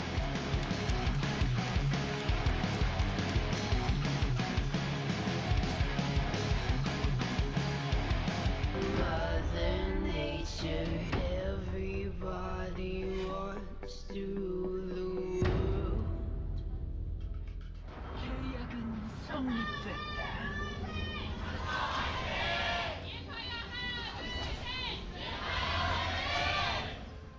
EM Fire fighting indeed. They're fighting for their life in this series, and in general, they're still looking for a sponsor, this org, which doesn't have Najin as a title sponsor anymore. Fans are still with them, and that's a good thing to see. Yeah, certainly is. And they've pretty much shown up here. You really can't complain with how they went and how things went or how they played in the first game of this series. They kept things very even in a matchup that we thought might be very one-sided when it came to Samsung, but Samsung held on long enough. They had an individual outplay that they were able as a team to turn into a win nearly immediately. Crown's Victor, and he's back on that pick one more time here as everybody sets up at level 1 around the mid lane. And the exciting thing from our perspective as casters in a very long champion season is that so far we've seen probably the two teams that we're expecting to be right at the bottom, Jin Air and EM Fire, and both of them have made for pretty competitive series. Yeah. Now whether they can hold up down the stretch is a question, because the strategic... Look at that head bopping. That's some nice head banging there. The strategic diversity of some of these newer teams can be discovered, found out, banned out pretty quickly, given enough time from the other teams. So first game not always, or first series rather, not always a great indicator. But right now, definitely a stronger start than anticipated. We can be hopeful. That's what we try and be as Hippo back on the Nautilus You again. try and be hopeful, Papa Smith. I do. I try. I don't like being hopeful. You can be very dismissive, Monte Cristo. Like being realistic. It's all about the brutal truth. Yeah. Sometimes the brutal truth is a tough pill to swallow, you know? That's fine. I just open up the audience's mouth and then shove it in there. Korea always wins. There you go. You have been known to pay lip service to Korea, Monte Cristo. Just a little bit. Samsung's gone for a pretty elaborate lane swap this game. Still seeing the jungle follow. I kind of wondered where jungle follows were at, given there was experience changes such that you needed a machete or jungle item to actually get the big experience on the large creeps. I thought maybe delaying a camp or two would mean that lane swaps would be tougher to pull out, but for now, jungle follow has been observed by Samsung. Yeah, we may see some alteration to that as teams get more experience in the new season, but for now, it is the tried and true method of going through these lane swaps. And, you know, we really haven't seen too many lane swaps yet. A lot of standard lanes, or the last series, both teams swapping into the top side. It was kind of fun at Worlds where Korea had largely avoided lane swaps, specifically European or NA lane swaps throughout the season, and then quickly picked them up, I guess, through a combination of scrims and watching the other games at the highest level. And now, you know, it felt like lane swaps were kind of sussed out by the time we hit Kesper Cup and we're hitting the last of the old patches before the preseason. Edge in a bit of trouble right here. Ambition doesn't have a tunnel. He's going to actually try and flash for this. Edge walks out of the side, so Ambition not fully committing. There's a barrier on this Azir, so finishing off that kill could have been a challenge, but Kindred now helping in that bottom side. All the gold going over to Hippo for the time being. We'll see on the next wave they will hand over that full gold to Kuve or not. It looked like they were smartly bouncing the wave back. We expect the same sort of situation here if they're able to cultivate this wave from Samsung. And it will be lots of money in the bank for Kuve as he perfectly bounces that wave. Very nice. All that Skrilla. Doesn't get much better than that. What we like to see, turret killing bounce mechanics. I love it, Papa Smithy. And then we'll see, you know, this Lysandra sit underneath the turret, get some more farm, ward up, as we see, to avoid any kind of dive. And then we'll see perhaps, you know, some more lane pushing. Usually on this patch, how these lane swaps operate is you just swap back immediately and mirror turret kill in the other lane, and then comes the long, dull time of 5-manning mid. You're missing out on the most fun part, where there's that arms race. Who can get Frost Queen's Claim fastest in mid? That's the best part, I guess. Not very appreciative, apparently. But Ambition actually has to flash out. Soul caught under the turret. Not going to take a hit. Wraith a little bit late to the party, but will join up in the end. So now we actually do have some different action right now as Wraith coming up in the top side, where we have a 1v1 between the AD carry and Nautilus and bottom. Crown and Edge going head-to-head, but Edge does have that extra Doran's ring right now. That makes it a bit harder for Crown to fight, and he will back off. No offensive summoners either, just heal and barrier. Should mention that the result of these shenanigans is that Hippo and CoreJJ are getting solo experience. So that means that CoreJJ theoretically is going to be at a higher level, but with double AD, oh my goodness, Crown just escaping. Wow, Crown very resolute not to push his heal button or his flash right there. Pretty confident that that wasn't going to kill him. That's what happens when you play a lot of solo queue. Your mechanics are on point, Monty. Your knowledge, your feel for the game. But he is going to lose a few minions, tragically. Tragically. The great tragedy of League of Legends. I must admit, I do physically wince when people miss cannon minions. It's kind of it's awkward. That's because you're a minion genocide supporter. Think about how many minions die every game. It's actually quite sad. It's in the service of a good cause. Okay. Is that how you justify it? The ends justify the means, Papa Smithy? Not every minion is sacred, but every Nexus is. Okay. It's all about the crystal, huh? Isn't it kind of meaningless at the end? That one crystal shattering is worth thousands of minions' deaths? Crown actually returns the lane to level 6 edge. So you're dodging the question. These are important League of Legends ethics. Just like my crystals, man. They're shining. I see how it is. I'm living in the real world. The real world of crystals versus minions. Is that what the real world is to you? That's basically what it boils down to. Well, we don't have to worry about that quite yet. The real world? No. I've managed to avoid it for 29 years now. Good job. We're hiding in esports. Nailed it.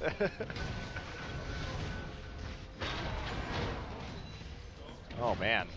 Poor JJ, that solo experience. Hippo not level 6 yet, and we do see a bit of a dive coming through. Crush is there. Crush doesn't have any mana, though, and that means Core JJ going to dodge the side, finish off the culling. Nicely played by Core. He does take a couple hits.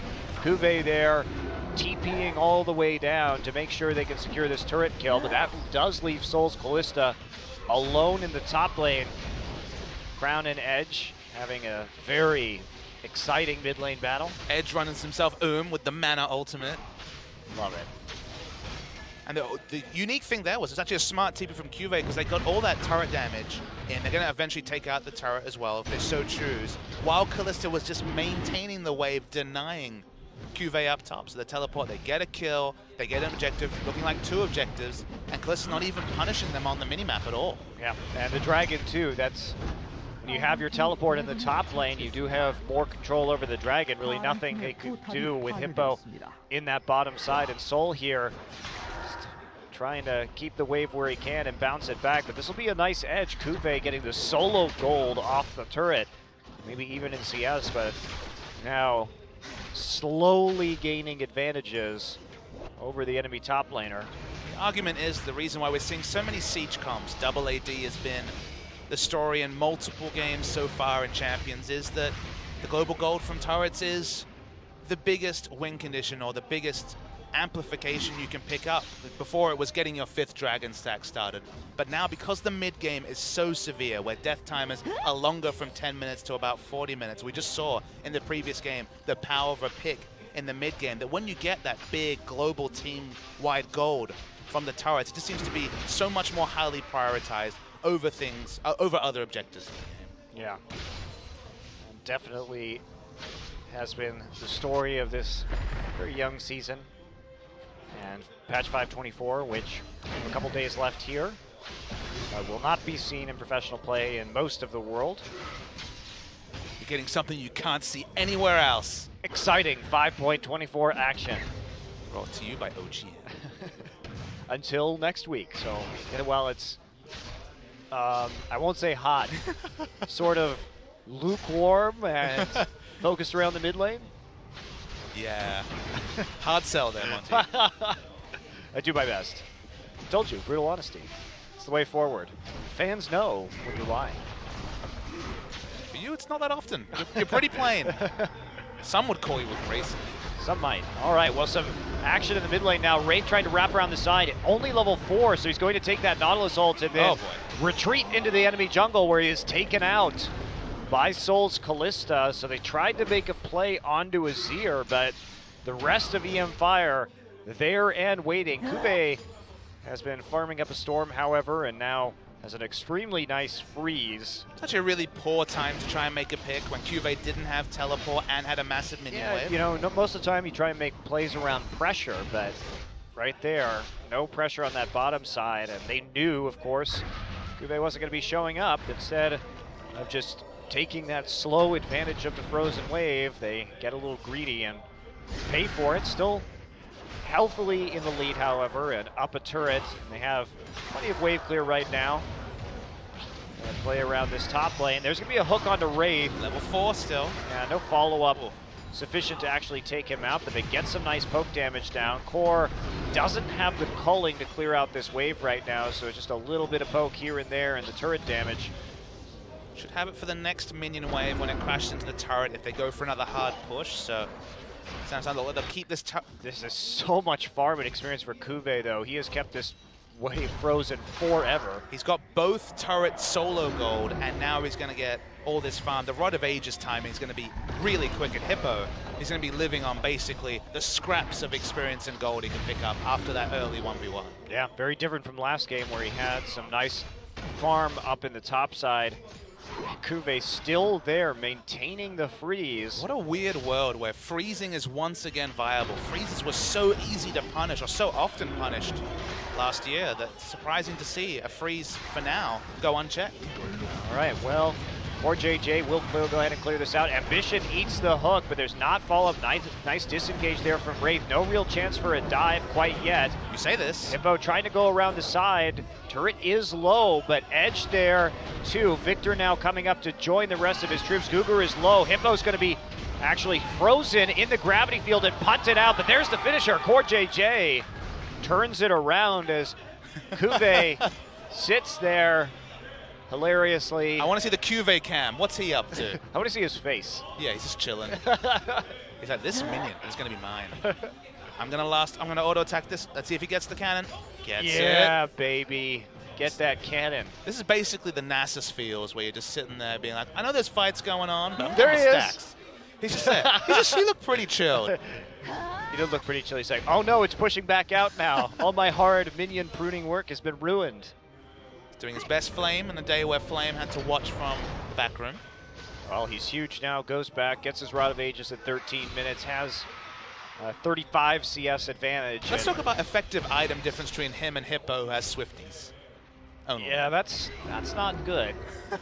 It's not good at all. He's still going fast. He's got the Sonic approach, gotta go fast. I don't think the Sonic approach works in League of Legends. Otherwise, we'd see more Rammus, maybe some more Doran's rings. Spenu would be in a better state as well. Yeah, definitely true. Bit on the nose there. Oh boy. Well, that'll be buff taken from the Rift Herald, and EM Fire see if they can actually take it. This turret on top is quite low, and that'll be a finisher up there. I didn't see who actually picked up the Herald. I'm guessing it was Kuve. No, that's not what you want at all. Hippo actually has the Herald buff. Oh. You probably don't want to be pushing very quickly when you were about to possibly get a freeze in the bottom side to catch up in terms of CS. This was the wrong decision. I mean, we've seen junglers pick it up, so possibly could have gone worse. I guess now you just don't have any control over a wave that was already headed your way. Well, I guess that's one way to stay 30 CS behind. Ah, yes. Cultivating. Meanwhile, Kuve is like, I found a wave. Look at this, it's pushing towards me.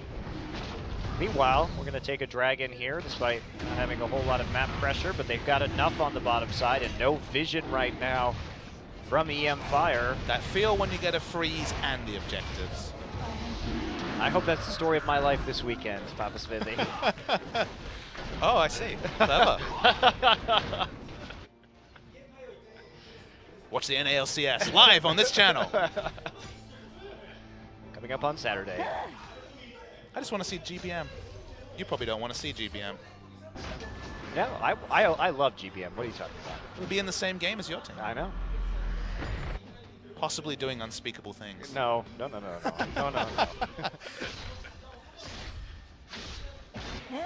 Well, back to Kuve. Kuve's freezing. He's doing a really good job of role-playing an Ice Witch. I like it. Anytime you can inject some role-playing into League of Legends, I find it highly amusing. Well, the lore is very robust, so you just expand on that with some solid role-playing. Yep, slash dancing at appropriate times. Hippo is building for the team. I mean, with how far he is behind, there was never going to be self-optimizations. Oh, in the mid. Yeah, Crown actually going to get jumped right here, but Wraith over the wall, able to stop it. There's a knock-up onto Edge, and can they follow this up? Culling is here, but the Lamb's Respite is down. He's got to run. Nice knock-up coming through from Ambition. Edge is still alive somehow. Nice body block. Ambition pulled back under the turret. And will he actually fall? Yes, he will. Soul comes through. They're still going. And they're going to come through. There's the box right there with the ult on. Great turnaround from EM Fire, saving Edge at the very end. And Soul with the timely roam into the mid lane. Kuve. Kuve, you have a teleport. There's no freeze if he teleports. Decides to push out as mid lane turret falls. So that will mean even gold, but not so even in that top lane matchup. Fortunately, a few assists for Hippo gets him somewhat back in the mix. So we're going to see the replay. Remember, this whole time, Cuvée has teleport. Yes, the whole time. Doesn't find the time to teleport. Edge falls so low. You can understand going away from Just watch right at the end. Watch the flash coming in from Ambition. He goes for the knock-up. The heal comes through, he gets the heal, and then the Lantern Shield stops the burn from killing him. And then Ambition's just woefully out of position, and they take it from there as Cuvée the whole time on your minimap. Yeah, so many hooks too. See the chaining of the CC from Nautilus Hook into Thresh Hook, just keeping Ambition underneath the turret. There's something apt about Cuvée, who's been dominating solo queue for a long time. Still, as we mentioned, has 2 accounts in solo queue above anyone on EM Fire, watching his team and not reacting to it, playing his own game. You can just see him at the end being like, what even happened this game? I was freezing great. Yeah, did you see my CS advantage? Flame Horizon's still a long way away. It is, but he's working his way up there ever so slowly. 3 kills now to Soul, who's getting quite terrifying, hitting that 2-item Callista power spike in a very good position to teamfight. He has a ton of protection to help him carry out in this one. Worth knowing the Edge given up on Frost Queen's claim, at least as far as we can see. He's gone for effective items, so he's actually battle ready, more so than his opponent, Graham. Yeah, he will get his Abyssal soon enough, however. Looks like National's Tooth, as expected, coming through for Edge. Okay, so Cougar a little bit out of position. Will be found by Cuvée, and he's just going to die. Combo from Lissandra, who is this powerful already, halfway through the Rod of Ages stacks. But how is his wave doing? Is it frozen? It is not, Bobby Smithy. Bad news, I'm afraid. And now a dive here. Edge, the target under the turret. Lamb's Respite is there, however. Wraith trying to take this one out, and Ambition has to retreat. They, again, can't quite get the finisher, and they don't actually do that much damage to the turret, but Edge on the recall. They've got another wave here in a few seconds, and I don't know if they're going to be able to take it out. There's seemingly sufficient wave clear now that the Runins is complete onto Soul. But the preview we gave during Champions has pretty much come into full view. 2 team fights in a row. Getting through this tank line and killing someone through the Lamb's Respite has proved impossible for Samsung. Yeah, very, very difficult. They get the pick, but they can't turn it into an objective, so 1 kill richer, but losing slowly the gold lead that they have accumulated. It's time for freezing. The MVP here is definitely Soul on this Callista. Callista is a champion. While everyone's kind of partying in the Lamb's Respite, falling on low health, she can keep putting in those Ren stacks, and then the moment it stops, she's in a position to clean up a fight. So it's actually a really good synergy between that ability and just all the people getting into melee range of another person. If you can't just pick out Soul, kill this Callista at the start of a fight, feels like her cleanup potential is pretty damn good. Yeah, absolutely. And there's just so much crowd control, too, from EM Fire that you have to believe this Callista's never really going to be under threat. Now Soul does have the Herald buff and moving towards Cuvée, who is hoping for another freeze, but that has been read, and now hooks galore as Cuvée has to ult himself and try and take this one. And they are going to get a W onto Crush right here, but can they save the turret? Wraith very low, can't quite get killed by the Ren. What's the follow-up going to look like? The ghosts are there, they are spooky, but there isn't any pursuit. Smart of EM Fire to back off. Notice on the minimap, still no Lamb's Respite. I believe it was about 3 or 4 seconds off cooldown. I think it might just be up right now, but very long cooldown because it's at level 1, so fighting without that would have been a bit reckless. Yes, it would. So Edge here does pick up quite a bit of farm in the meantime and pushes it advantage forward with the Azir passive, keeping Samsung nice and bottled up. 3 seconds until Dragon, 2 already over to Samsung. They're the ones looking to continue that stacking this game, forcing these fights, but Edge in command of the mid lane wave right now, and everyone from EM Fire moving into the jungle. No, not too many wards yet. Gonna try and clear out this pink ward. Ambition tunneling out over to his blue buff, but they lose sight of most of these objectives. Cuvée does have TP, but it looks like they're just going to give this one up. Worth noting that this game, because it's less solo kill potential, is Crush face check by Ambition, does a lot of damage. It's a movement to lock it over Banner of Command. Oh, there we go. Nice attempt for Cougar to go onto Wraith. Wraith actually just bouncing over the wall with a ward and a headbutt, and then getting his recall delayed by some wayward Raptors. Big thing that Locket pickup tells me is that it's all about the team fights here for Hippo. A bit more proactive initiation role, and because there's burst from both top lane and mid, I think Locket's probably the smarter choice this game. Nail on the head there. Cuvée now going to find Crush, and there's the pick potential of this Lissandra. They pile on through, and there's one turret going down. How far are they willing to go? Edge and Soul getting some nice poke damage, and that will not entice Samsung to move any further down the lane. Only the single objective. Nice pick coming through from Cuvée. When he's grouped, honestly, the team looks good. He's got most of the team's gold, given that he spent so much time free farming, and he had a big level advantage, which has been reined back a little bit at this point. The golds, it's a couple of thousand gold advantage to Samsung, but the items that have been picked up by Hippo are team focused. So the team fights, I imagine, are going to be pretty close in a true 5-on-5 sense. Yeah, but Cuvé's still waiting to get the most out of this item. He is about 30 seconds away from fully stacking up his Rod of Ages. And once that item comes through with his Frost Queen's Claim, he's going to be in a very, very good spot. And kind of Lissandra prime time is he can continue to make these picks. He's gotten 2 important ones so far. He did get only the assist for them. There's the claim done. And Ambition going to get bounced around, but flashes over the wall and out of the box. Empire wants to finish off this very low HP turret, but the culling make that rather challenging. Soul just taking a bunch of damage on the front line. Cuvé's here. There's some lifesteal, so we can lifesteal back, but Samsung are doing a really good job of denying, ending this turret and the global gold that comes with that. And there we go. Mass recall from EM Fire. They fail in their mission to push forward and take some more control over the lane. Crush is here, but so is Wraith, and he's going to have to dodge out of this. Grabs the crab.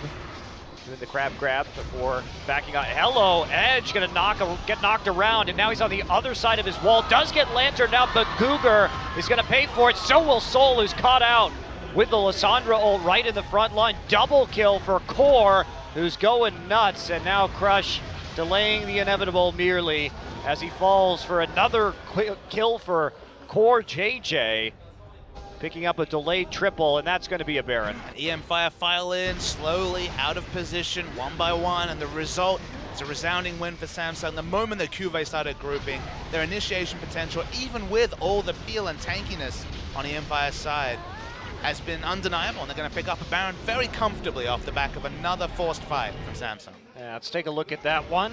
See Edge. Whoops, that was a mistake too. That was certainly a mistake. Coming over blind. He has the shield. He lives a long time, but this time goes down on the back end. Just EM Fire's all over the place. Crush comes around the back, still has ultimate, but isn't in a position to work with his carries. If this team is a 5-man stack with 2 tanks in the front and peeling backwards, it is powerful. But when it's in a sloppy scrimmage like this, they're found out in this particular regard. Yeah, Edge also had to use several of his abilities to get over that wall, and once he found Victor, Crown again just taking advantage of it. And Crown has been very good this series about recognizing outplay situations on Victor. To his credit, it has changed both of these games dramatically, and every time Crown outplays somebody, it's turned into a Baron. Applying a lot of pressure again. Looking forward to picking up this outer turret in the bottom lane. Still even in turrets, so haven't been able to get a lot of that standing gold, so they're 7,000 gold ahead, and it's only going to grow as they push with this Baron. Yep. Powerfully moving forward on the map right now, looking for that first inhibitor. They have Lissandra in the top side. Cuvée comfortable with TP up. Hippo has got a few minutes left on his, so all they have to do is wait right now. Transition into the mid lane to take out all the remaining outers. Hippo still really has the husks of some bigger items, only has Locket and Swiftness boots upgraded, really. Doesn't have much going on in terms of true late game items. Corday keeps poking out Edge, and EM Fire certainly on the back foot. Here's another turret falling quite quickly. They have a wave, a cannon wave no less, but they are just going to move smoothly into that top side, help out Cuvée, get the low-hanging fruit on the outside of the base in this game while they maximize their Baron power play and they move to a very large lead of about 9,000 gold in 26 minutes. All 3 outer turrets, and they're not done yet. Getting what hits they can. Should be quite a bit, although we do see Core taking a bit of unfortunate soldier poke. Poking out. Samsung have all the control in this game. Empire, so far in the Ascendancy last game, even more to that extent this time is Samsung, and it looks almost unassailable. Yeah, especially Samsung. They get the outer turrets. They have an opportunity to go get an easy dragon here in 20 seconds. Take what of the jungle they can. Ambition, getting a little ambitious there in terms of securing that red buff on an ult into the enemy jungle by himself. Thinks better of it, and now sets his sight on a more realistic objective here in the Dragon Rise and Spawns. We'll put him at number 3. So they have a backup plan to win this game should this massive gold lead that they have accrued not be quite enough. I think it's more if they make some mistakes. It feels like Dragons will be on the plate every 6 minutes just because of the map control they've had consistently. Even if they throw a team fight or two, the Dragons should still be pretty academic, so it's very much a backup plan. If they're forced to, if in still 12 minutes time they're fighting for 5th Dragon, that's probably going to be a litany of errors from Samsung to not have picked up the win by then already. Yeah, absolutely. So, Samsung now, no more Baron, but still looking to push in. Ambition trying to pressure the bottom side and move this wave forward. They have 2 at the base right now. Cuvée, the man in charge of pushing that top lane all the way up. So 3-way split push. TP are now up for Hippo, but global advantage will be up for Samsung once Ambition actually has his ult again. And just in general, in every lane they have more than a 2-turret advantage, so this is minion changes in full display. In every lane, their minions are doing more damage to different degrees and taking less damage. The minions will continue to push regardless of where Samsung's sending their resources, and the flow-on effect of this is you're never able to deep freeze minion waves. They're always going to push. There's always going to be resources given over to Empire, so starvation isn't really a win condition like it used to be, where SKT would ensure that you had access to no minion waves or your own jungle. Now you're always getting minion waves in the current patch. Yeah, but you do have to defend against all the waves at once. And ever so slowly, the chip damage is affecting these turrets. Core JJ once again taking a little bit of damage there from Azir. And actually does have to back off and recall after getting chunked. Everyone from Samsung heading back now. Not much accomplished on that last push, but they still maintain that same gold advantage. But the minions are slowly coming to Empire. They are slowly picking up gold, more so than they would in previous times. So when they have to make that emergency fight, it'll probably be from 8 to 10,000 gold behind, rather than previously where it could have been 15 to 20,000 gold. Still a lot to ask for. A minute and a half until the next barrier. It looks like Samsung just happy to wait that objective out. Nope, they're going to go for it. We do see the Lissandra in the back line. Great ultimate from Cuvée, and nice follow-up on the knockup from Wraith Soul, trying to hop his way out of this one, but he is one dead bunny as he is followed up. Oh, he may live. He was a slippery bunny after all. Meanwhile, Hippo walking north in the enemy jungle, trying to hook himself out of trouble. But that's not going to be very successful either. Empire with 1 man left on the Rift, and that means Samsung has the opportunity to push into some inhibitors. Not sure if they can actually complete the game with all the chasing, specifically the best pusher on their team, Core JJ, did, but they'll try and finish. Looking at the death time, it's about 15 seconds, but only Soul and Guga to stop the push. So probably just going to be safe inhibitors from Samsung. Oh, we have a few seconds left. Hippo, though, their front line out of commission. No one there really to defend. Core gets hooked, but Core also will do the majority of damage now down on inhib number 2 and back off very safely. 24 seconds until Baron plenty of time to recall, get back to that objective. EM Fire now fully spawned once again, but 2 globals. Ambition actually playing a little bit of defense there for Core and draws just enough time to allow Core to back.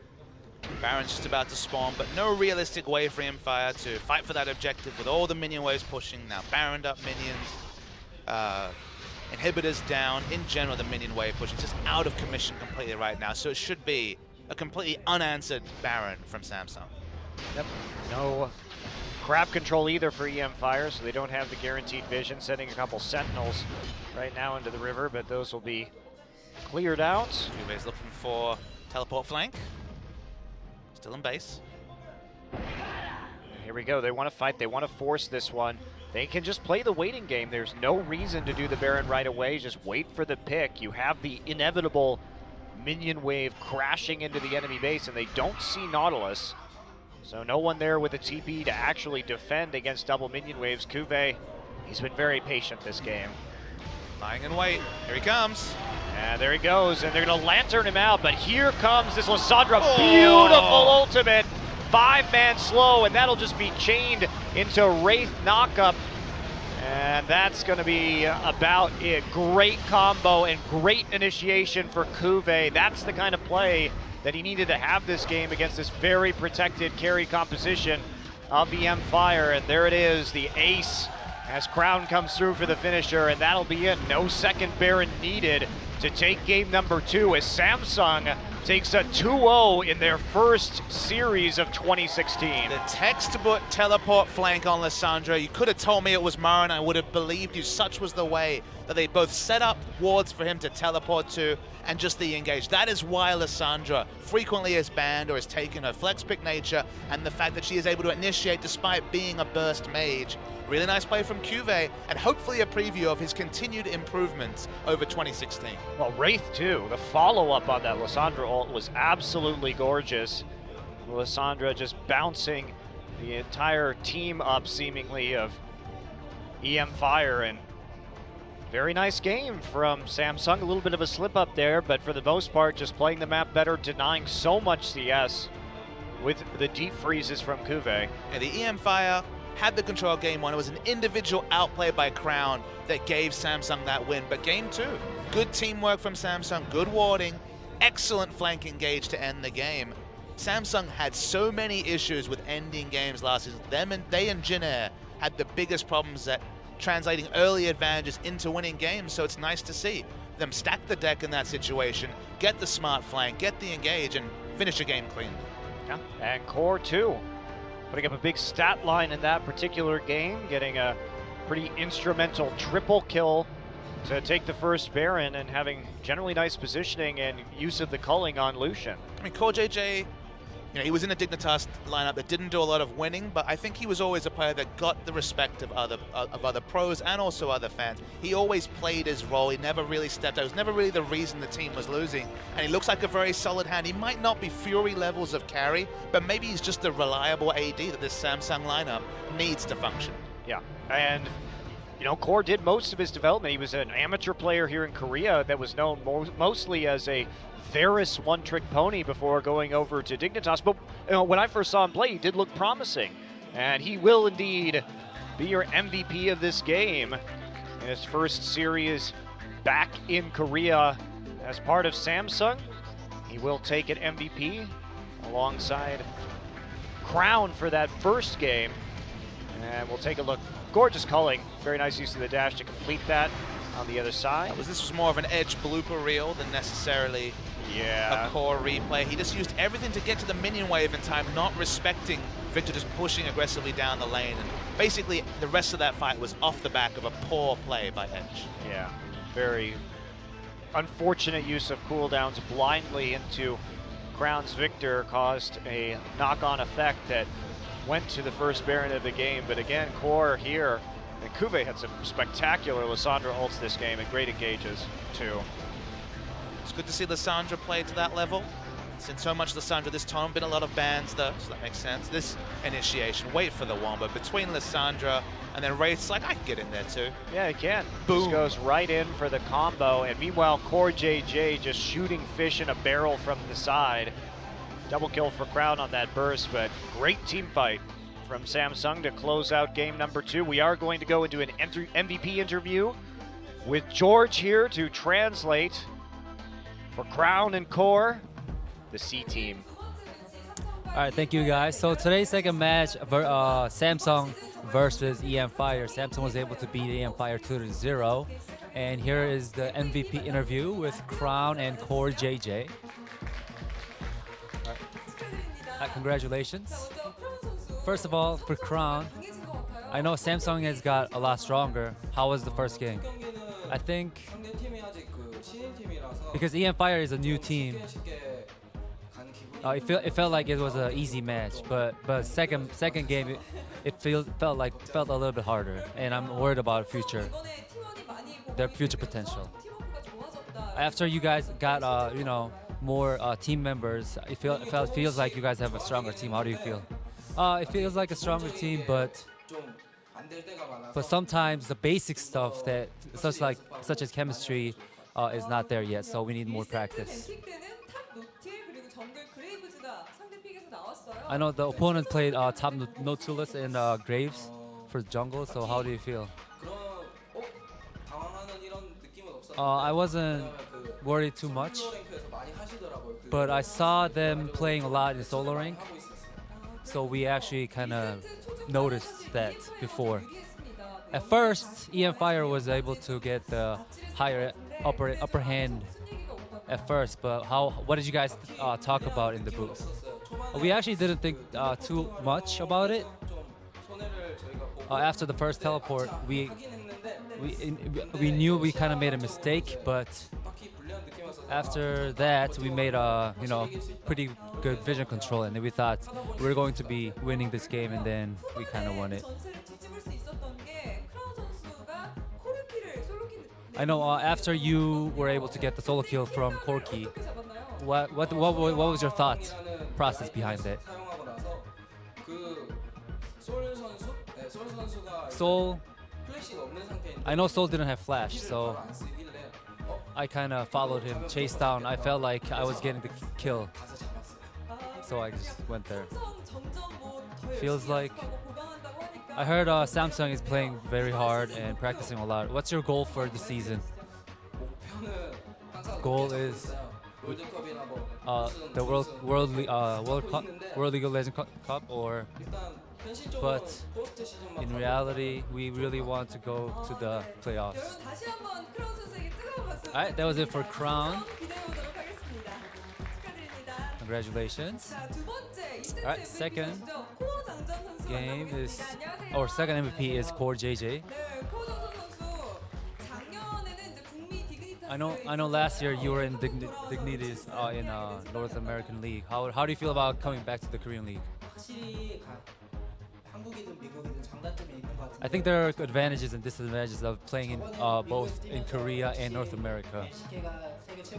But I actually realized that LCK was the best league of the world, and I feel really happy for actually being able to play in this league. I know there's no MVP interview in North American leagues, so I heard you were really happy and you really were looking forward to getting an MVP interview. About 2 years ago, I never actually got the MVP interview for the whole years of playing here. But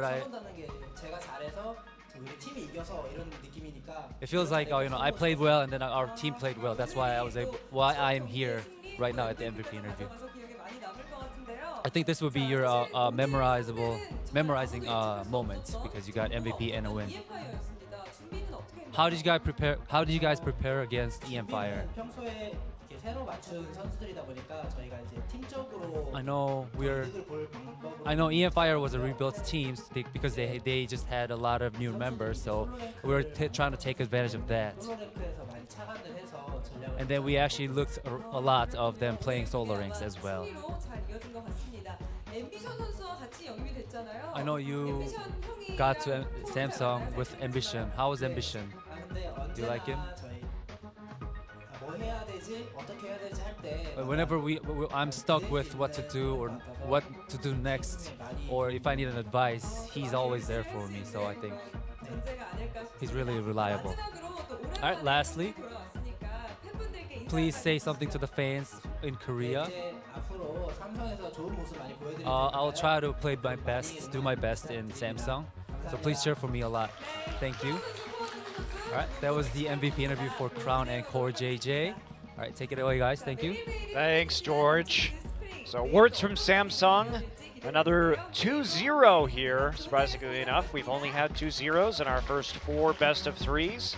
Relatively one-sided so far, but at least some of the games themselves have been close. And hanboks here in the audience, of course, Korean traditional clothing. So fun to see the fans showing up. And results tonight, Longju 2-0 over the Jin Air Green Wings. And Game 2 especially, nice to see the Jace coming from Coco yet again. Both Longju and Samsung really turned it on in Game 2 of their series and really showed much more coordinated Smart League Legend. In general, I think Longju's drafting was actually really impressive. That Game 2 draft was basically what you need to put together on this patch on the red side. And of course, Coco bringing back the Jace, and the result was a comfortable victory.